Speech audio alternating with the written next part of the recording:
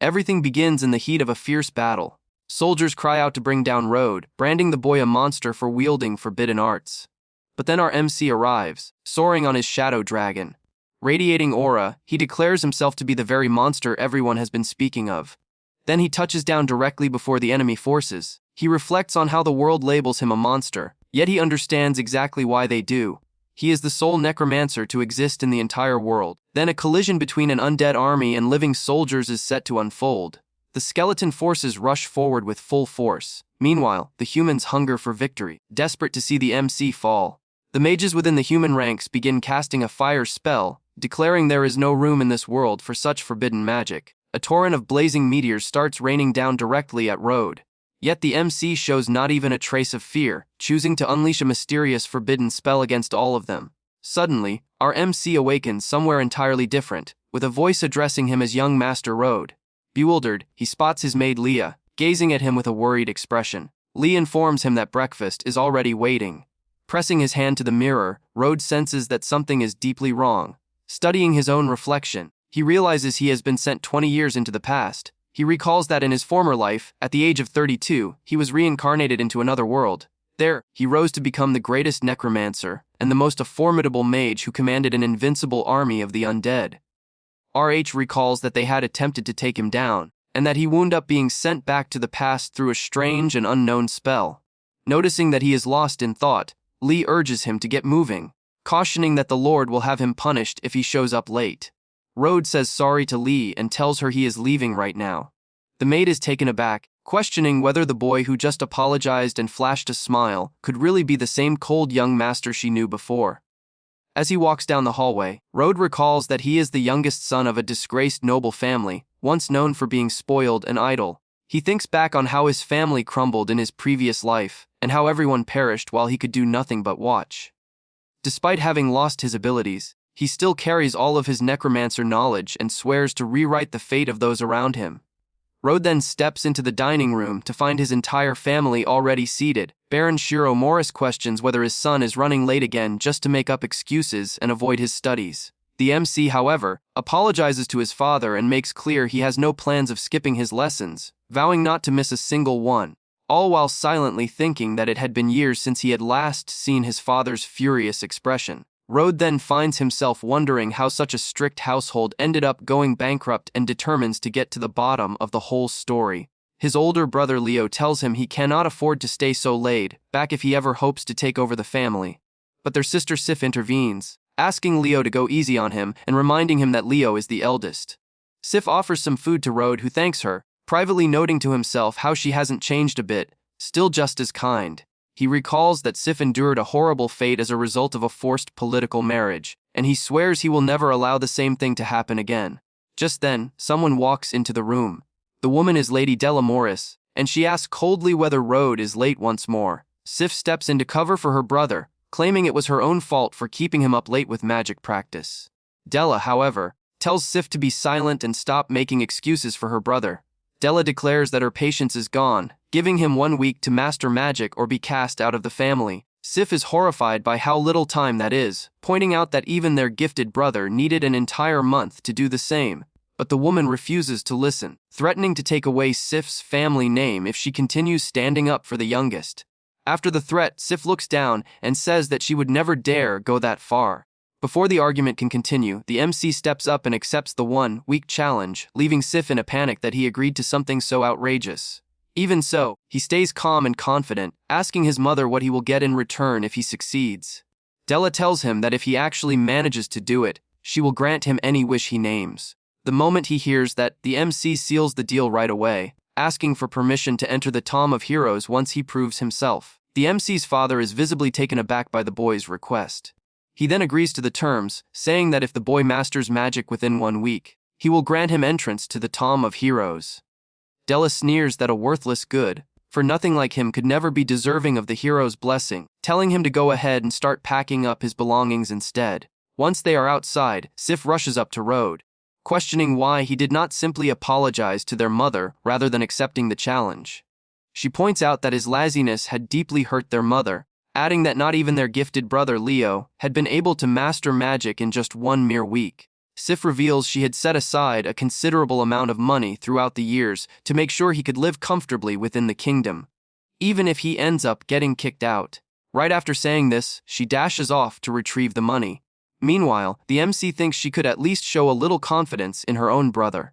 Still, he admits that had he not been reincarnated with all of his previous experience, he would not believe himself capable of surpassing Leo either. Driven to reshape his family's future, Road knows the time to act has come. He intends to use the Tome of Heroes to raise the undead, recalling that a legendary figure lies dormant within that place. For now, though, he decides to settle for the boss monster lurking in the forest just behind the family castle.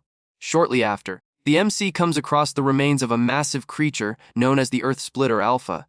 He notices that his current body's mana is dangerously low.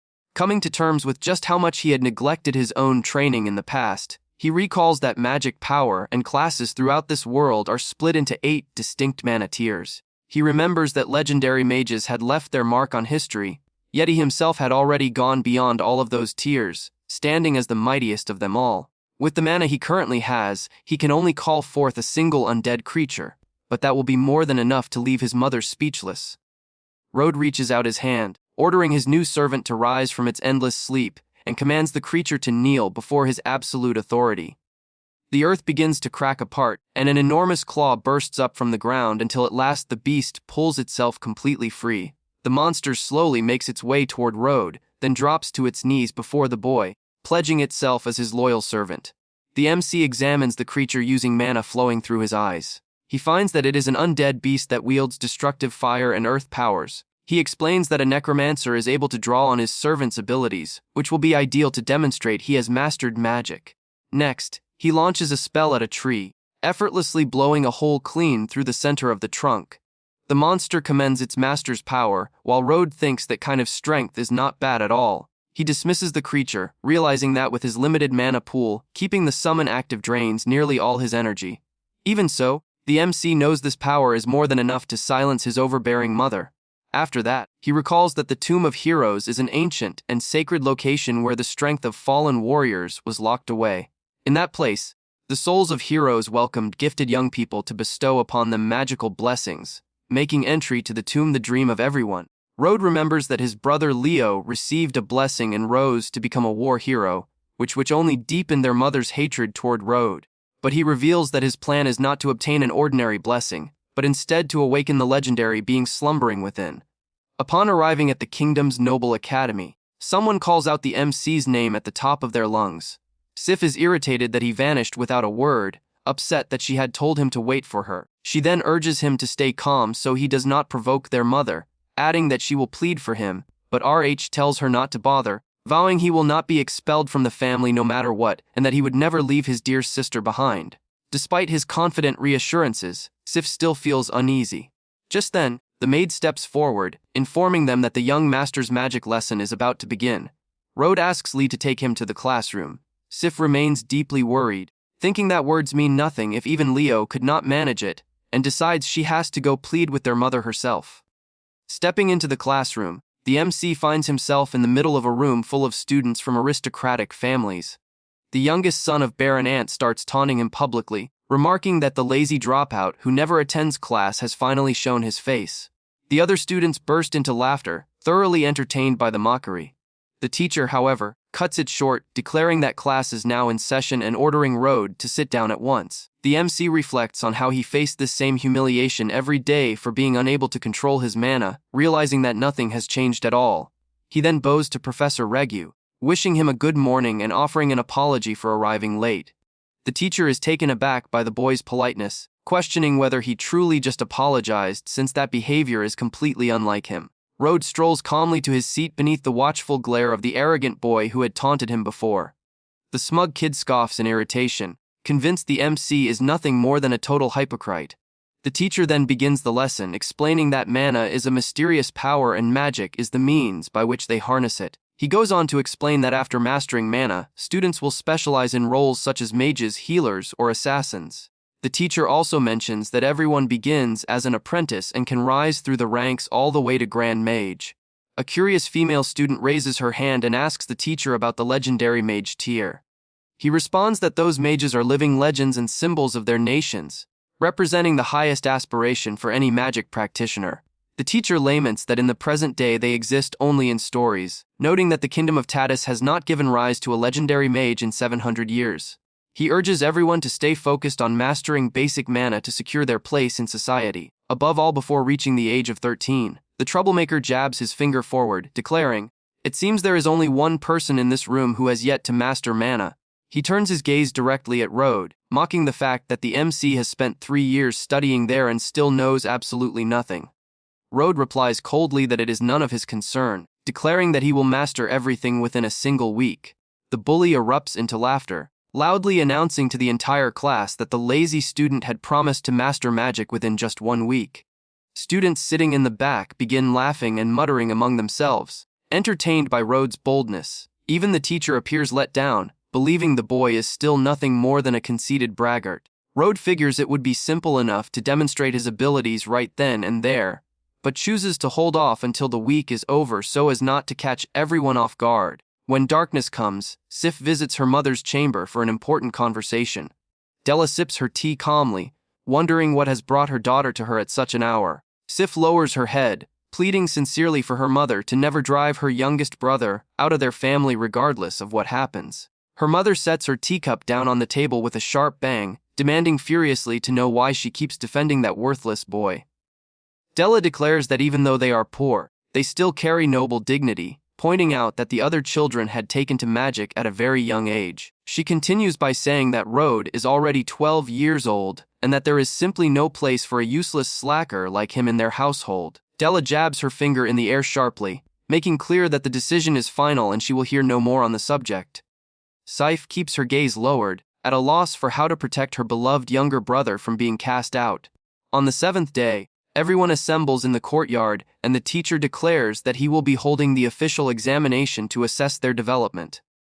The master gestures toward the castle windows, cautioning that their families are observing every moment intently.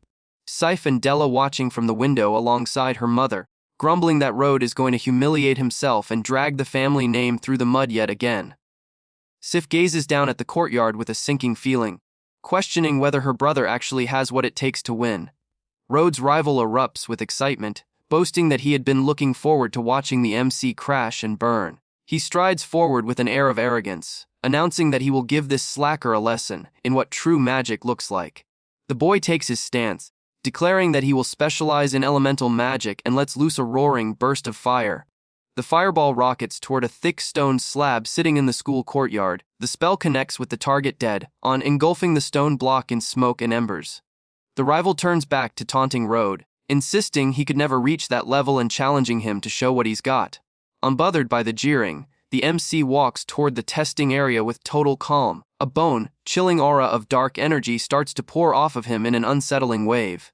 He raises his arm in the direction of the stone target and begins to cast his spell. The arrogant boy continues laughing and sneering, saying he can already imagine the MC breaking down in tears from the shame. A noblewoman at the window asks Della whether she truly intends to throw her own son out if he fails today's test. Della replies with cold disdain that a boy like him who does nothing but lays around only brings disgrace, adding that it would be better off if he left for good. Down in the courtyard, the MC murmurs the name of his bone servant to trigger the fire spell. A massive torrent of blue flames and enormous bones takes shape in the courtyard under Rode's command. Rode chooses to pour all of his energy into the attack, pushing it to its absolute limit to ensure a decisive blow. The taunting boy freezes in complete shock at the sight of that overwhelming amount of magical power. An enormous raging torrent of blue fire tears violently through the air toward the stone target.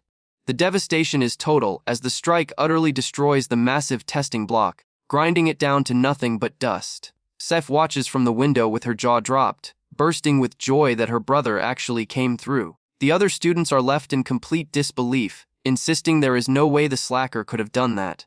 The seasoned Professor Regu is left stunned, unable to believe any mere apprentice could ever produce that level of power.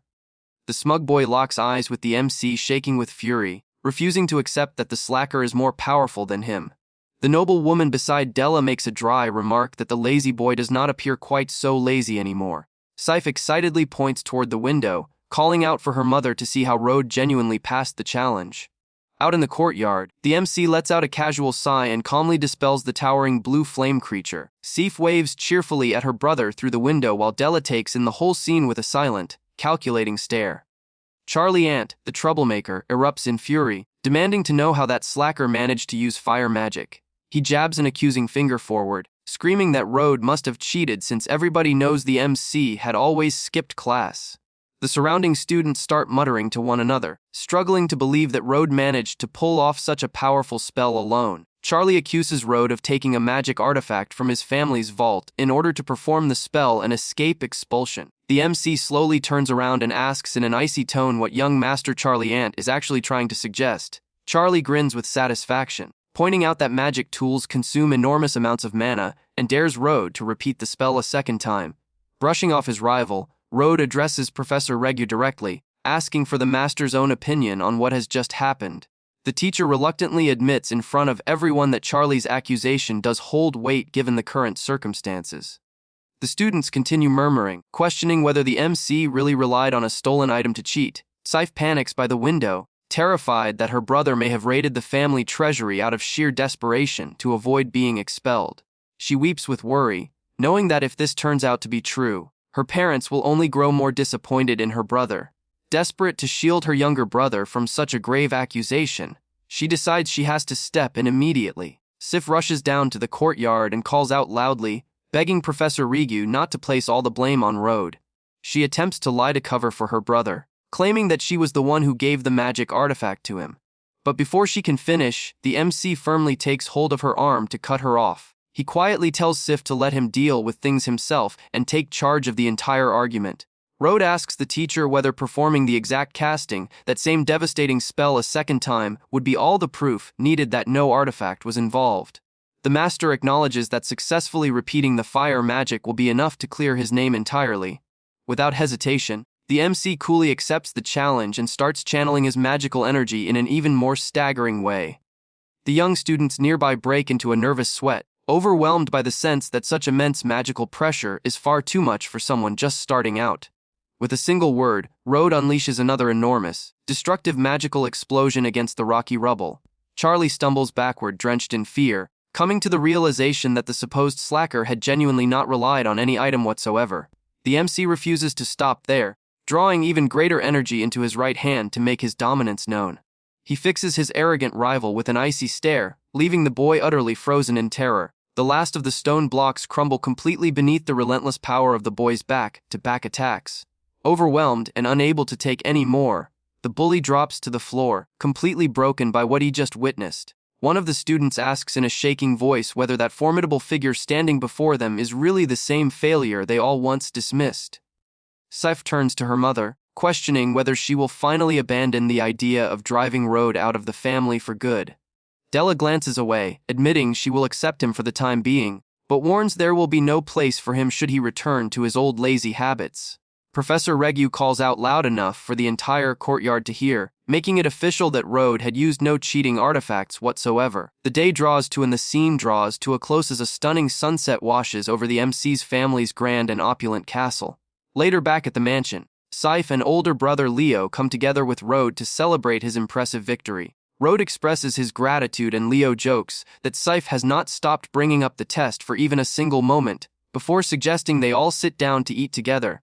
The whole family assembles around the grand dining table once more to share their evening meal together. The father praises Road, explaining that the teacher had filled him in on everything that took place, and that he had brought honor to the Morris family. Road thanks his father, and then respectfully asks whether the promise that had been made regarding the Tom of Heroes still holds. The Baron confirms that it does, informing him that the tomb will open in 1 month and vowing to arrange a place for his son. Della cautions that securing a spot had not come cheap, and demands that Road obtain a powerful blessing to justify the cost. The father then adds that the boy will from this point on receive the same privileges as his siblings, urging him to push himself in his training. Road bows his head respectfully, expressing his deep gratitude to his father for finally acknowledging him. In private, he reflects to himself that the hero's blessing holds no value for him, and that instead he will use necromancy to seize the title of king within the tomb. He thinks back to an unmarked grave belonging to a legendary fighter from the ancient era, with plans to raise him as his next undead servant. However, he is aware that the legendary warrior's soul is weakening, and that his mana is still far too low to resurrect him at this point. A confident smile crosses his face, recognizing that his father's new treatment would be the ideal opportunity to train and strengthen his abilities. After a month of grueling training, Leah swings open the bedroom door and announces that the Lord demands to see the young master at once. The MC rises to his feet with confidence, reflecting that he had managed to reach the intermediate apprentice mage tier during that time. Rode feels powerful enough to call upon that soul, while his father instructs Leo to escort Rode to the tomb and go over the rules with him. Leo accepts without hesitation, responding with both firmness and respect that he will carry out his father's command. A horse-drawn carriage then makes its way along a dirt road cutting through the forest toward the sacred site. Inside, Leo questions Rode on whether he understands how the hero blessing ranks function within the tomb. The MC expresses curiosity, telling Leo he is ready and eager to hear the explanation. Leo goes on to explain that blessings are divided into 5 rarity tiers, spanning from common white all the way to legendary red, each granting tremendous power. Rode then asks what rank Leo received, and his brother modestly replies that he only managed to obtain a purple blessing. RH is taken aback, aware that a purple rank sits extraordinarily high, which explains how Leo rose to become a hero in the royal army. Sif compliments her brother, saying that earning any blessing at all is already difficult, and landing a purple one is nearly out of reach, even if Leo considers himself weak. Sif then turns to Rode with a worried look, urging him to do everything he can to secure at least a common white blessing. Rode laughs it off, telling her not to put so much pressure on him, privately thinking she would hit him if she knew he did blessing at all. They finally make their way to the entrance of the Grand Tomb of Heroes, flanked by towering statues of armored knights. The whole place carries a gloomy, cold, and fog-drenched atmosphere laden with the ancient gravestones of mighty warriors. Leo cautions that Rode will have 3 hours within the tomb to demonstrate his worth, while he and Sif remain outside. As Rode steps into the shadowy tomb, Sif quietly admits to herself that she would be overjoyed if he received the white blessing. Sif clutches her pendant tightly against her chest, her expression full of warmth and worry for her younger brother's safety. The MC ventures alone through the fog-shrouded graveyard surrounded by the tombs of the kingdom's greatest legends. Wearing a confident smirk, Rode thinks to himself that he has finally made the first move in his true plan. He recalls the advice to seek out the most elaborate tombs, since they belong to renowned mages who bestow rare blessings. Yet the MC strides right past the grand, ornate tombs without so much as a glance in their direction. He concedes his brother's advice wasn't wrong, but knows the true legend lies concealed beneath a plain, unmarked grave. Rode comes to a halt before an ancient, weathered tombstone.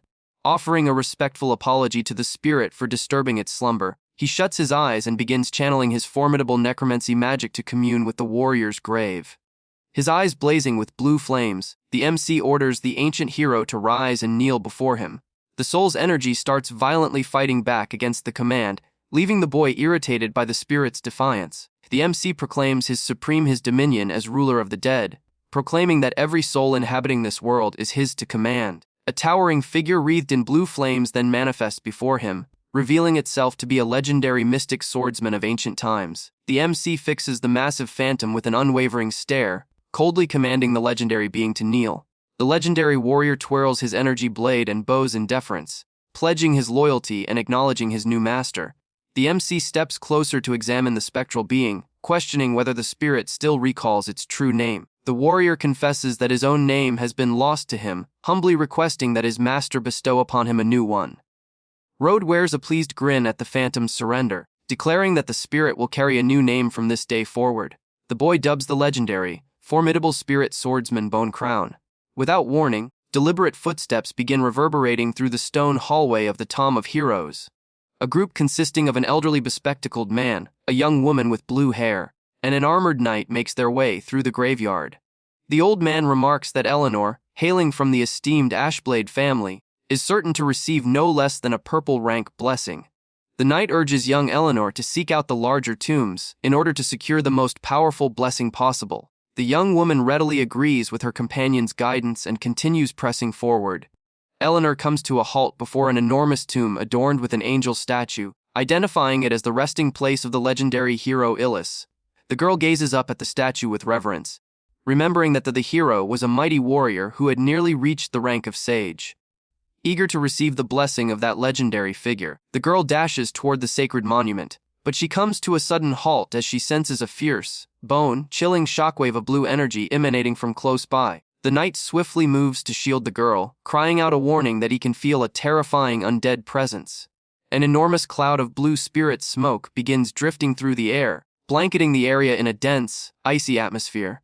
They catch sight of the MC standing in the distance, and Eleanor is taken aback to find it is merely a child in the graveyard. The guard unsheathes his sword, demanding coldly whether that sinister undead aura originated from the boy. The knight sizes up Rode, recognizing him as a novice swordsman and determining that this child is far from ordinary. He cautions Eleanor to stay on guard, suspecting the boy may have been taken over by a vengeful spirit from the grave. The warrior infuses his blade with electricity to ready himself for combat, never taking his eyes off Rode. Rode simply smirks with contempt beside his powerful new servant, making a sarcastic remark about being labeled a vengeful spirit. Then the MC bends down and retrieves a plain tree branch from the ground. Rode tests out the branch's weight, declares it is well balanced, and commands his servant to take care of the fight. The knight rushes forward at speed, launching a devastating electrical strike straight at the boy. Acting on Rode's orders, the swordsman's spirit intercepts the knight's blow using nothing but the small wooden branch. With a swift and calculated motion, Rode sidesteps and delivers a precise strike that sends his opponent's weapon flying. The knight is completely stunned. Overwhelmed by the boy's remarkable speed, the MC fixes him with an icy stare from beneath his hood, giving off a powerful, undefeatable presence. Eleanor watches in disbelief, struggling to accept that a veteran swordsman had just been taken down by a child wielding nothing but a tree branch. She looks Rode over, noticing he appears to be around her own age, baffled by how he managed such an impossible move. Flustered and irritated, Eleanor jabs a finger at the boy, demanding he identify himself and making sure he knows she belongs to the prestigious Ashblade family. Eleanor's grandfather wastes no time stepping in, sharply reprimanding her and warning her to mind her words around the boy.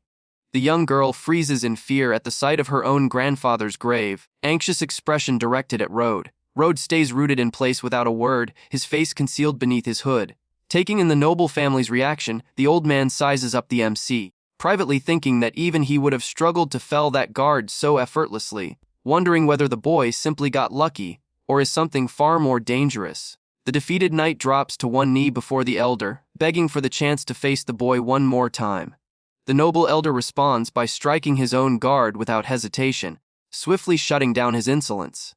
The knight is hurled backward by the sheer force of his master's punishing blow. The elder withdraws his magical power after making an example of his subordinate for showing disrespect toward the MC. Rode simply observes it all play out beneath the shadow cast by his powerful servant standing directly behind him.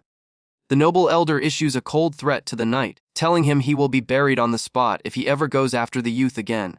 He is stunned to realize that RH used 0 mana and triumphed through sheer sword skill alone, a feat befitting a true master. Meanwhile, Eleanor questions Rode's true identity, while her grandfather openly pleads with the boy to show mercy. The distinguished gentleman bows respectfully, offering his apologies for his subordinate's improper conduct. Rode sees straight through the old man's scheme, concluding he had only held back from intervening earlier because he wanted to gauge the MC's abilities. The elder then barks an order for Knight Leon to come forward immediately and beg the boy for forgiveness. Leon bows low before RH, pleading for pardon and acknowledging he had no right to disrespect him that way. The knight breaks into a cold sweat, realizing it was the first time he had ever been defeated without any tricks involved. Using nothing but basic swordplay, the MC simply brushes it aside without concern, saying, "All is well," since no harm came to him during that short exchange. The old man praises Rode's impeccable skill, declaring that only a Grandmaster-level swordsman could pull off something like that. Eleanor stares at RH's face in disbelief, puzzled as to why her esteemed grandfather is addressing that boy as a senior. Rode humbly responds, "It was simply good fortune," though he knows Bone-Crowned Spirit was truly a legend in his heyday.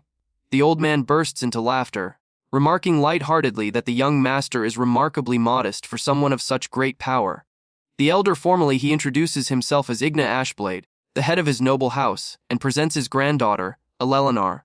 Eleanor bows respectfully, offering her genuine apologies to Rode for the way she had treated him before. Igna then asks which faction Rode belongs to, privately assuming a young talent of that caliber must hail from an extremely prominent family. Rode tells him he is unaffiliated with any faction and acknowledges that the Ashblade family is a dominant force in the north, one that his own family could never hope to rival. Igna is taken aback to learn he has no faction, and immediately begins plotting to recruit the gifted young man into his family's ranks. Alelenar moves closer with a friendly air, asking Rode whether he is also within the tomb searching for a blessing from the heroes of old. Alelenar grows flustered by how close the boy is while Rode does his best to reply in a polite and composed manner. Without warning, Old Man Igna suddenly erupts into a fit of violent, painful coughing, immediately drawing all eyes to him. Alelenar and the knight panic and rush to the elder's side, clearly alarmed by how badly he is struggling. Noticing the dark energy that seems to envelop the man, Rode observes that Lord Ashblade appears to be afflicted by a dark curse. The guard desperately pleads for assistance, explaining that they have already sought out numerous powerful healers, yet not one of them was able to identify the source of the ailment. Alelenar weeps as she explains that her grandfather was attacked by demons long ago and has endured the affliction without any cure ever since. Rode concludes that it is a demonic spirit plague, unleashed by demons, to an affliction that very few are knowledgeable enough to treat. Alelenar pleads, sobbing intensely and demanding to know if he understands the reason. Does he also know of a way to heal her grandfather? The frail elder struggles to remain upright as his granddaughter desperately searches for a solution to end his pain. She makes a fervent vow, telling him that the powerful Ashblade family will grant Arched any wish he desires if he rescues her grandfather. Rode regards the old man as an honorable hero, cheerfully declaring that for an experienced necromancer, dealing with curses is a trivial matter. Rode states with calm assurance that healing the old man presents no real challenge for him. Alelenar and the knight burst into wide smiles of relief, questioning whether he truly means it. The MC confirms this, but explains that to fully lift the curse he will need to gather several specific items. Alelenar weeps tears of sheer happiness, overjoyed that her grandfather's terrible illness can at last be healed. Leon hands Rode a communication device from their noble household, promising they will provide whatever he requires. The guard tells him he will personally come to collect him once all preparations are complete, keeping the line of communication open. RH accepts the device, quietly agreeing to the arrangement they have made. Leaving the tomb, Rode reflects that the visit was worthwhile and that his abilities strengthened through summoning his servant, despite the fact that the spirit remains weak. Yet the boy grins with certainty, trusting that with his necromantic support, the servant will undoubtedly be restored to full strength. Suddenly, Sif comes sprinting over anxiously toward her brother the moment she sees him emerge the Tomb of Heroes. She rushes over eagerly, wanting to know which heroic spirit bestowed the blessing and what its rank was. The boy feels a cold sweat coming on, suddenly aware he had completely failed to prepare a cover story since he cannot expose his true reward. Just then, Leo steps forward with a hard stare, noting that he cannot detect any trace of blessing energy on Rode. The older brother confronts him with a stern tone, bringing up the enormous cost the family had paid to obtain that rare opportunity. Visibly let down, Leo sighs over the situation, saying he thought the boy had grown, yet sees he remains the same disappointment he always was. Rode brushes it off awkwardly, claiming the heroes simply did not take to him, though privately he believes his new servant is far superior to any blessing. Sif sadly suggests they make their way back home, as Rode quietly hopes his mother does not completely lose her temper. When night descends on the mansion, a deafening shriek of fury rings out from the main hall. Della slaps her hand down on the dining table, raging that, just as she expected, a worthless child will never be anything but worthless. Faced with a lecture about wasting the family's money, the MC chooses to stay silent rather than stoke his mother's anger any further. Della snaps that he simply did not put in enough effort, and orders him to leave for the Magic Academy within a few days so he can stop humiliating them at home. She storms off in a fury, telling him not to return unless he has no choice, and claims he has ruined her appetite. Rode finds the thought of attending school amusing, but then recalls that he could find materials there to power up his servant. While his mother mentions a girl named Claire, he thinks back to Claire, his former betrothed from his previous life, who ended their engagement because of how worthless he was, and later met a terrible fate herself. He recalls that she was never easy to handle and comes to understand that his mother is essentially dispatching him to serve as Claire's devoted attendant in order to keep their connection alive. Still, he tells himself it doesn't really matter, since Claire's mother had always treated him kindly in those earlier days, and he vows that this time around he will protect the girl from the tragedy that awaits her. 3 days go by and the MC makes his way to the Seven Cities Magic Academy, situated in the kingdom's northern territories. The school was established by 7 independent cities and enrolls only the most distinguished students drawn exclusively from the highest noble houses. Road feels that getting away from home was the right call, since he can now train without restriction to recover all of his vast power as the king of the dead. Out of nowhere, a breathtaking young woman with jet black hair captures everyone's gaze as she makes her way through the courtyard, revealed to be the heiress of House Flora. Several students watch her with wide eyes, praising her looks and bemoaning the fact that she is already promised to someone else. The MC silently watches the courtyard commotion, biding his time for the perfect opportunity to make his mark at the academy. Claire's advisor lets her know that Road has been assigned to accompany her, and the girl catches sight of him from a distance, branding him a good for nothing. He points out that it is a family directive and that in spite of their financial ruin, RH's brother shows real promise, which leads the young lady to accept the arrangement, however unwillingly. Claire then decides to keeping him around as her personal errand boy, figuring his presence alone might be enough to deter some of the nuisances around campus. Road watches Claire's demeanor, noting that she still carries that same haughty attitude she always had. Out in the middle of the courtyard, a voice he recognizes calls out with enthusiasm, addressing the young Master Road.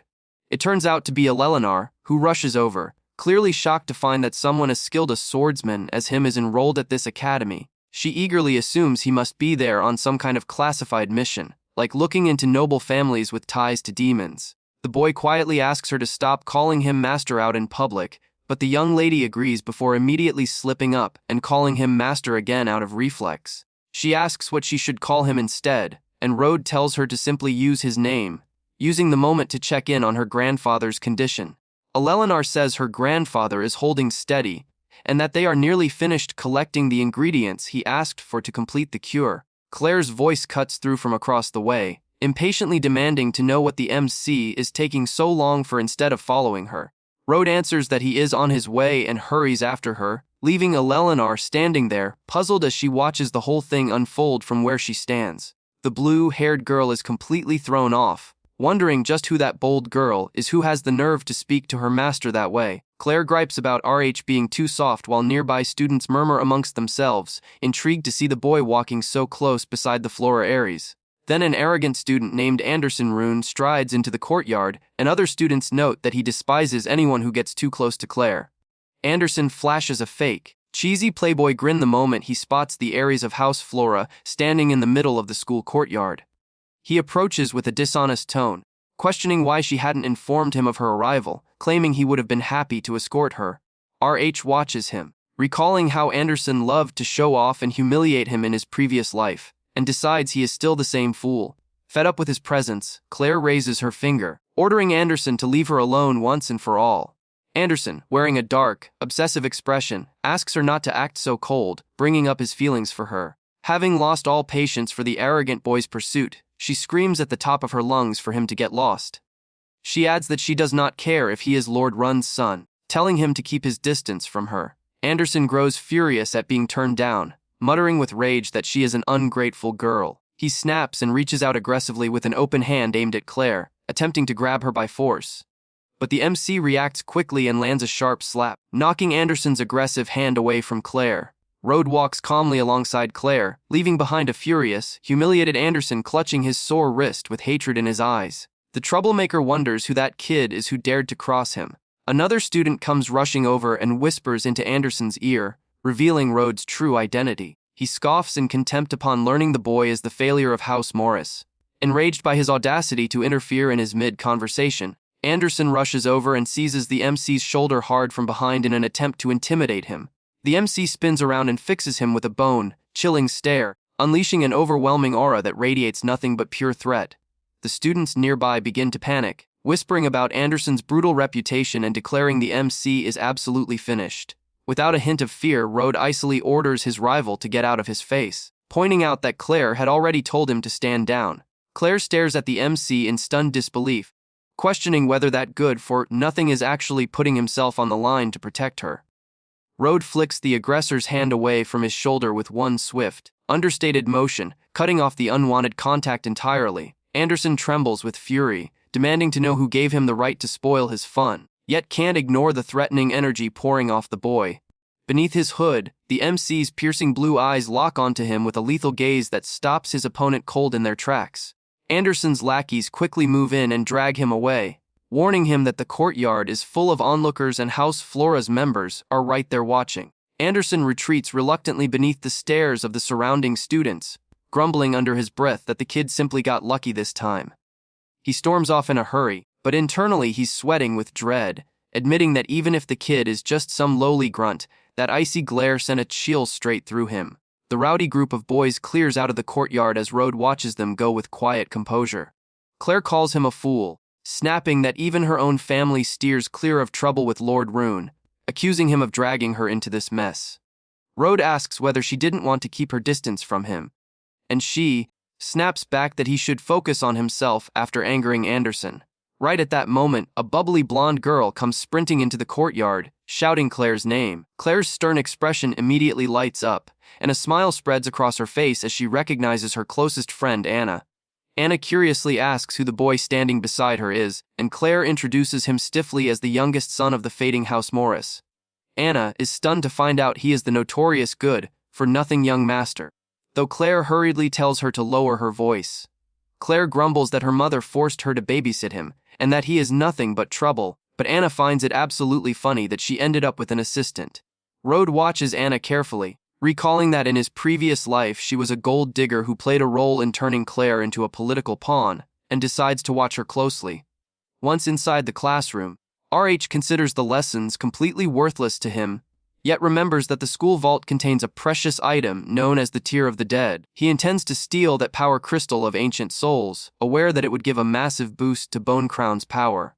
Not long after, the old teacher wraps up the theory lesson and sends all the students out of the room. Anna stretches with delight, thrilled that class is finally over and declaring she is desperate to go somewhere exciting. She asks Claire to come along, but her friend responds maturely, reminding her that they need to keep their heads down and study to become skilled mages. Anna lays on the flattery, telling Claire she is incredibly gifted and that a quick break to enjoy herself won't cause any trouble. Anderson suddenly jumps into the exchange, eagerly backing up Anna's suggestion to head out. He extends an invitation to a grand reserved dinner event at the Crystal Tavern to mark the first day of classes, calling it an honor. Anna acts shocked at the steep price of the venue, but the wealthy boy brushes off the cost while Rose simply watches the exchange from behind. Anna pushes Claire to accept the offer, making a point of praising Anderson's willingness to foot the bill. She uses the moment to slip in a petty dig, holding up the generous hair against certain worthless individuals who contribute nothing. Caving under the relentless pressure from her closest friend, Claire reluctantly gives in, agreeing to attend the banquet. Anna cheers with excitement, steering her friend toward the door as Rode trails silently close behind.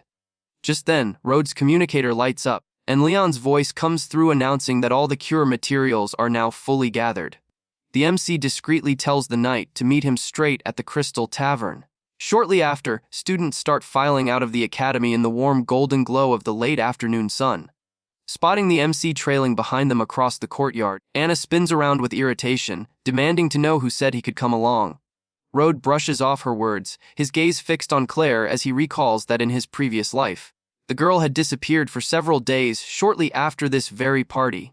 Knowing she had come back profoundly broken and different because of that disappearance, he resolves to keep a close eye on her to uncover the truth. Anna furiously complains that Rode is completely ignoring her, while Claire tells the boy that class has ended and he no longer needs to follow her around. Anderson steps forward wearing a forced smile, claiming it is perfectly fine. He insists Rode is welcome to join them if he feels like coming. Inwardly, Anderson is seething with rage over the humiliation he suffered earlier and intends to make the MC pay dearly for it. Anna is completely won over by the hare's demeanor, heaping excessive praise on him for being so gracious and considerate. She lets Rode tag along but mutters resentfully, questioning whether the boy has some kind of hidden fixation on Claire. The group eventually reaches the Grand Crystal Tavern beneath the deep reddish hue of the late afternoon sky. The establishment's wide wooden doors are thrown open to welcome the young noble's arrival. Anderson loudly announces that everyone in the tavern should eat and drink at his expense, drawing enthusiastic cheers for his extraordinary generosity. Rode begins scanning the room, picking up on the presence of several rough and dangerous-looking men drinking inside. Catching sight of a blood-smeared sword resting on one of the tables, the MC immediately recognizes that these people are no ordinary patrons. He can tell the place is filled with real mercenaries, the kind who put their lives on the line in brutal combat daily. Road understands these men live for bloodshed, alcohol, and women, swiftly concluding that Claire's beauty must have been what triggered the tragedy from his previous life. Alarmed, the MC reaches for Claire's arm, telling her it is already getting late and urging that they leave soon so her mother will not start worrying. Before the girl can respond, Anna forcefully cuts in, smacking Road's hand away to break his grip of Claire's arm. Anna erupts in anger, saying she has had enough of him, grumbling that tailing them was one thing, but now trying to drag Claire off before the party even begins is crossing a line.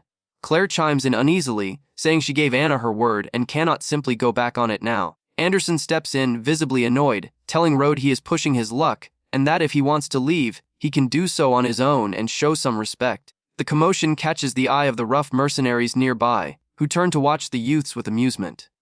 One mercenary saunters over with a smirk, jeering at the young nobles and remarking that instead of lounging around at home being pampered, they chose to party here.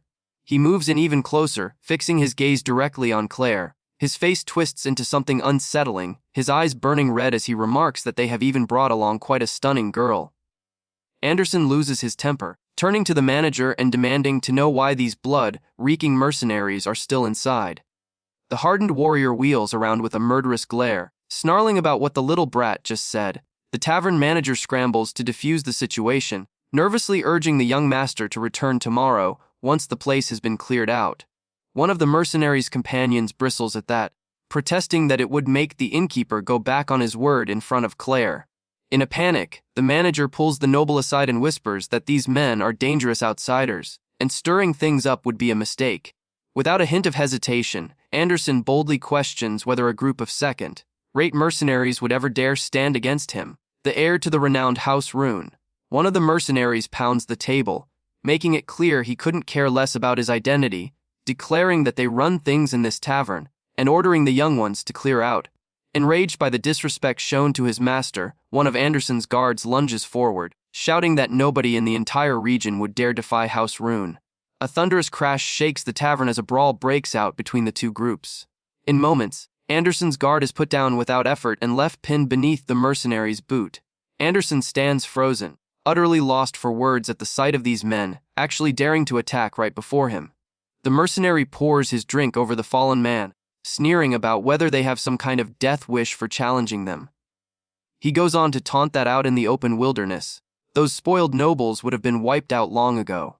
Watching the whole scene play out before him, Road observes everything in silence, clearly finding it all rather amusing. Growing desperate, Anderson pleads for them to stand down and proposes talking things through with their squad captain, cautioning that making an enemy of a lord would not end well. The mercenary bursts into laughter, scoffing that this boy has no right whatsoever to speak with Captain Kent of the Blood Mercenaries. The notorious Captain Kent himself then emerges from the shadows, seated in quiet composure, gripping a cup of alcohol with his huge blade strapped to his back. The moment Kent's name reaches his ears, Anderson's face drains of all color, as he recalls that these men are cold-blooded assassins who murder nobles for money. Kent flashes a sinister grin, recognizing Lord Run's youngest boy, and icily tells him that the spoiled brat's life doesn't mean a thing. The other nobles who had followed along drop to the ground, shaking with fear, now understanding exactly what kind of dangerous men they had just crossed. Completely overcome with dread, Anna seizes Claire by the shoulders, sobbing that they are absolutely done for having picked a fight with the wrong crowd. The mercenaries roar with laughter, ridiculing the young noble's cowardice, clearly amused by their fear at simply hearing the crew's name. Anderson starts sweating profusely, knowing he can't afford to lose face right there, especially with Claire watching, terrified of destroying his reputation for good. Choking down his pride, he lowers his head and offers an apology for the assault, pleading to resolve the situation peacefully out of respect for the House Rune name. Kent grins, remarking that Lord Rune actually has a pretty solid standing these days, adding that he might even be willing to do him a favor. At those words, Anderson's companions exhale with relief, praising the heir for pulling them back from the brink of disaster. But then Kent shifts his tone entirely, demanding the two girls entertain them with dancing and drinks with his crew if the group wants to walk away without consequences. To make things even worse, Kent then demands that Anderson personally deliver the invitation to dance to the young ladies, using all of his supposed the burden of his family's name. The other mercenaries burst into laughter and cheer, thrilled at the rare opportunity to have noble ladies perform a dance solely for them. Claire is revolted by the proposition, pressing her hand to her chest while Rode keeps his face completely unreadable. Anderson nervously attempts to intervene, telling Captain Kent that this is out of line, reminding him that Claire is the heiress of the distinguished House Flora.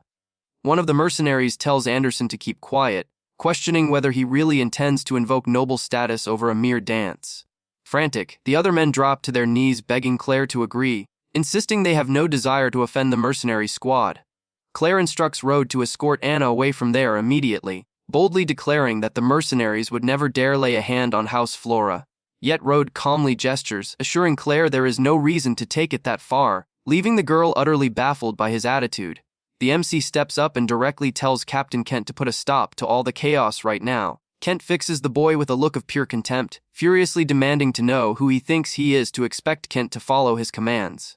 Anna shouts in outrage, asking if Rode has lost his senses, arguing that Anderson had already managed to defuse the situation and that Rode is going to make everything worse. A hulking, bald mercenary moves forward, grumbling that he cannot believe some foolish kid is here to ruin their good time. Known as Rum, the squad's vice captain tells the others to watch as he teaches the kid a lesson before they enjoy the noble girl's dance.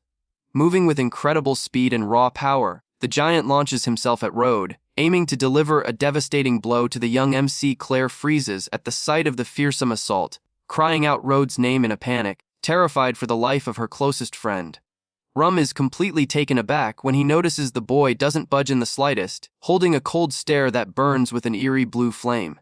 Enraged at being met with that kind of gaze, the vice captain shouts that the arrogant brat is done for, winding up a devastating fire special attack.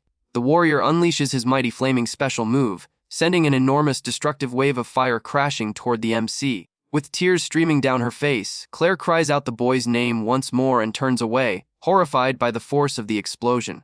Anderson cries out in panic that everybody is going to die if the mercenaries lose their temper, as his companion tells him to just let that idiot face his fate on his own. A thunderous metallic crash rings out across the entire Crystal Tavern hall at the very moment the two attacks meet head-on. The other mercenaries are left speechless, watching as a mere kid somehow deflected Rum's fierce flaming sword strike with complete calm. Rode casually snatches the sword from a trembling nearby mercenary, calmly asking to borrow it for a moment. Rum grows even more enraged upon realizing he is being brushed off, and charges in again with full force, hurling a lethal sword strike with every ounce of his strength. Rode watches the blow close in, silently informing Bone Crown that this time he is holding an actual sword. The Bone Crown's spirit manifests, looming behind Rode, who unleashes a crushing counterattack, pouring his own energy into the sword. A fierce wave of arcane blue flames bursts through the air with a staggering surge, completely overwhelming the enemy's fire assault. The fierce collision of blades sends a torrential spray of brilliant sparks cascading across the walls and ceiling of the whole tavern hall. Rum's eyes widen in sheer desperation as he grasps the staggering difference in power between himself and the enigmatic gray-haired youth. With a sharp clang of metal, the vice captain's heavy steel sword fractures into several fragments under the extraordinary force of Rode's strike. Struck with utter disbelief, Rum gazes at his shattered sword handle, desperately questioning how a kid that young could possibly destroy his blade. Burning with humiliation, the vice captain seethes at the MC in his mind for making him appear foolish in front of his boss and crew. Rum charges at Rode with fists raised, arrogantly declaring that mercenaries are the ultimate masters of close-quarters combat, as he hurls a savage punch directed straight at the boy's head, clearly aiming to end his life right then and there. Sidestepping the blow with ease, Rode acknowledges that he still lacks the sheer physical power required to go toe-to-toe with warriors of this caliber. A menacing skeletal silhouette with blazing red eyes begins taking shape within the thick mana fog conjured by the boy. The vice captain attempts to retreat in terror, but is caught off guard when an enormous mystic skeletal claw squeezes his neck without letting up. Calling upon his devastating blue flame ability, the MC unleashes Roaring Inferno to completely swallow his unsuspecting enemy whole. A massive column of blue fire erupts up from the earth, hurling the vice captain's enormous body into the air with brutal force. The warrior slams down hard onto his back across the building's wooden floor, destroying everything in his wake. Rum ends up completely unconscious and drenched in blood, eyes rolled back from the overwhelming wave of destructive energy he absorbed. Stunned beyond belief, Anderson can hardly comprehend that the boy written off as a failure had single-handedly brought down the mercenary's infamous vice captain. Feeling the danger, Captain Kent slowly emerges from the shadows as the other mercenaries unsheathe their weapons with murderous intent. Kent icily declares that anyone who strikes his unit will have their flesh carved away piece by piece and thrown as a meal to wild beasts right in front of their own eyes. The remaining nobles descend into pure panic, muttering that Rhodes' brief victory had done nothing but completely provoke the band of ruthless killers. The spineless boys propose using Rhodes' ability to hold everyone's attention as a chance to slip away, insisting that all of this is entirely the MC's doing. Anna desperately yanks Claire by the arm, urging her to flee the scene, chiding her friend for still fretting over a stubborn boy who decided to remain. Rhodes watches Claire get pulled toward the door, thinking with a sense of relief that with her gone from his side, what he does next will be far less complicated. Carry out the plan. Kent flashes a cruel grin, telling the boy he has no intention of killing him, but instead plans to make him endure pain throughout the night before extracting an enormous ransom from House Morris. With a lethal stare, Rhodes calmly plots to slaughter everyone present, figuring Captain Kent would serve as a fairly adequate undead soldier in his forces. As the MC silently contemplates just how much Kent's life is valued, the heavy, deliberate footsteps of an unknown arrival resound across the tavern. Caught off guard by the abrupt intrusion, Kent wheels around furiously toward the door, demanding to know which fool has dared enter seeking their own death. The figure who has just entered is Knight Leon, striding into the tavern with effortless grace and commanding presence. Kent freezes in utter shock and terror, recognizing the warrior and asking with a trembling voice what Lord Leon is doing in this place. Paying Kent no attention, Leon walks toward Rhodes with deep deference, inquiring with worry whether those men had caused him any harm. He laughs softly, remarking that it would be unthinkable for anyone to lay a hand on the MC, noting that even he himself could not survive a single strike from Rhodes. Kent is left utterly bewildered and shaken, unable to comprehend why the famed Lord Lion would show such reverence to some young kid and address him as master. Lion's expression turns wrathful as he demands to know who granted Kent permission to make threats against Rhodes, disclosing that he is a distinguished guest of the formidable House Ashblade. Kent understands he is utterly doomed, as House Ashblade holds absolute dominion over the North and a single transgression against them could wipe out his entire squad that day. Without a moment's pause, the captain falls to his knees in front of Rhodes, pleading for mercy and begging forgiveness for his unbelievable audacity and lack of judgment. The rest of the mercenaries stand in complete disbelief, watching their once proud captain humble himself and plead for leniency from that young man. Kent presents the official emblem of the Blood Mercenaries as a gesture of goodwill, humbly requesting that Master Rhodes accept his apology, and pledges absolute loyalty from that moment forward, vowing that his band of mercenaries will be completely subject to Rhodes' will and authority. Rhodes considers that having Bone Crown at his side, a living and devoted mercenary force, would serve him far better than a heap of dead bodies. The MC picks up the medallion and chooses to let them live for the time being, taking into account only Knight Leon's involvement. However, even with the decision to spare them, Rhodes coldly concludes that a harsh lesson is still absolutely necessary for the captain. A bone-chilling mystic wind suddenly sweeps through the area, causing Kent to feel a horrifying shudder of raw fear ripple throughout his entire body. Blue flames begin swirling silently around the captain, who stands frozen in the face of the MC's terrifying aura. The fearsome bone spirit rises from the darkness and tears into the mercenary's soul with razor-sharp claws, shattering his resistance in an instant. Kent cries out in unbearable agony as an unseen force saps his vital energy, leaving him on the brink of collapse on the tavern floor. Rhodes calls for Lion so they can leave, paying no attention whatsoever. Kent's painful screams continue as he pleads on his knees to not be finished off. One of his men rushes over to Kent's side, informing his captain that the strange boy and the knight have finally departed from the area. Still trembling and worn out, Kent mutters with relief that they got lucky by not pushing the kid further, since doing so would have meant the entire squad being destroyed. Leon escorts the MC into a swift carriage, informing him that Lord Igna Ashblade is already waiting impatiently for his arrival at the mansion. Not long after, they pull up to the grand and imposing estate of the wealthy Ashblade family, perched atop the city hill. As Rhodes steps into the mansion's lavish chambers, he finds Eleanor and her grandfather Igna already waiting for the healing session to begin. Eleanor's face lights up with a warm, relieved smile the moment she sees the MC walk in, delighted that the master has come at last. She holds out a silver tray filled with rare mystical ingredients, asking whether they will be sufficient for the purification ritual. She explains that these magical items are incredibly scarce throughout the kingdom, and that her family had to put in an enormous effort just to collect them. The MC responds coolly that they will do, then reaches out his hand and channels his blue mana across the tray of materials. From his armchair, old Igna starts to sweat nervously as a mysterious blue flame rises from the magical ingredients laid before him. With a stern and step back so he can start the healing process. Rhodes' eyes lock with intense focus as spiritual energy begins surging powerfully around his small frame. Without warning, a terrifying purple spectral skull with crimson glowing eyes bursts out from Igna's body, exposing the horrifying demonic curse.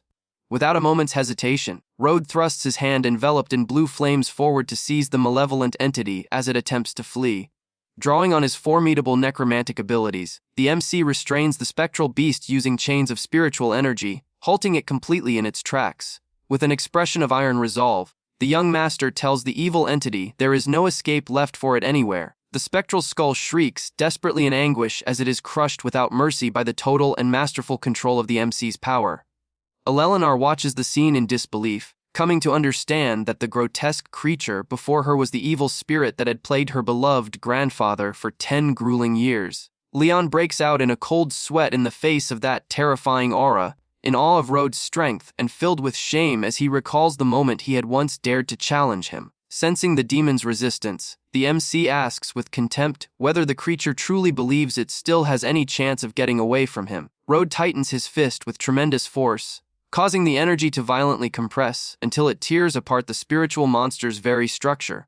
The MC then works with the scattered remnants of the monster, carefully gathering them into a radiant sphere of concentrated raw energy. With a commanding sealing order, he directing every bit of that concentrated power straight into the tray's precious blue gem. Rhodes rejoices over successfully refining the death stone in this new life of his, intending to harness that tremendous power to enhance his bone crown even further. Leon cries out in amazement that the spirit which had tormented the patriarch for more than 10 years was pulled out with complete ease by the MC. Eleanor rushes over to her grandfather with worry, tenderly asking how the old man is feeling now that the ritual is finished. Rhodes speaks in a grave tone, telling Eleanor to keep her distance from the elder for the moment, which leaves the young Ares visibly startled and puzzled.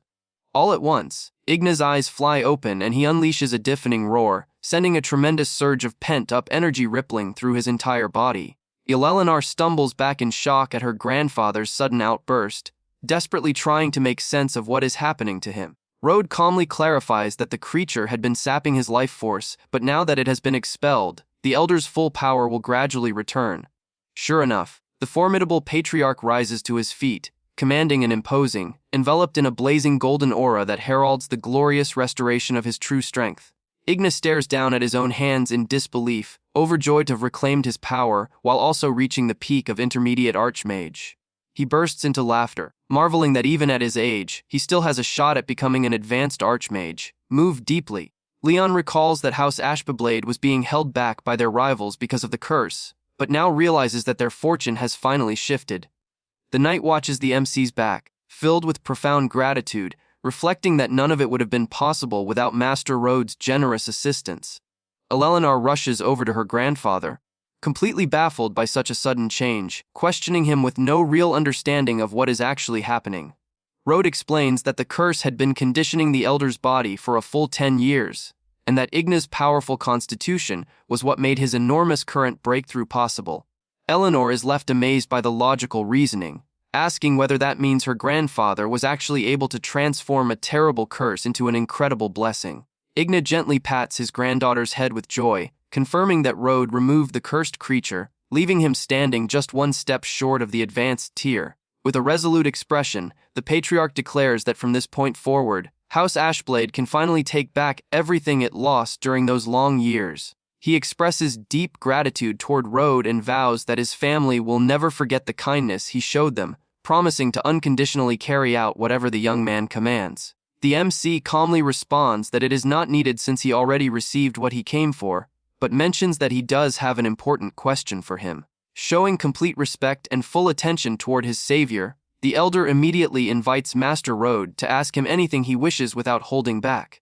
Rhodes asks where exactly the elder first contracted the curse, knowing that if he can locate that spot, he will no longer have to concern himself with searching for death stones. Igna explains it happened a decade ago in the Valley of Lamentations during an imperial crusade, where he wound up walking straight into a demonic trap. Aware that the Valley of Lamentations is crawling with high-level monsters, Rhodes decides to put those plans on hold until he has grown strong enough to venture there. The scene shifts to the royal carriage making its way down the road as Leon respectfully addresses the young master from within the carriage.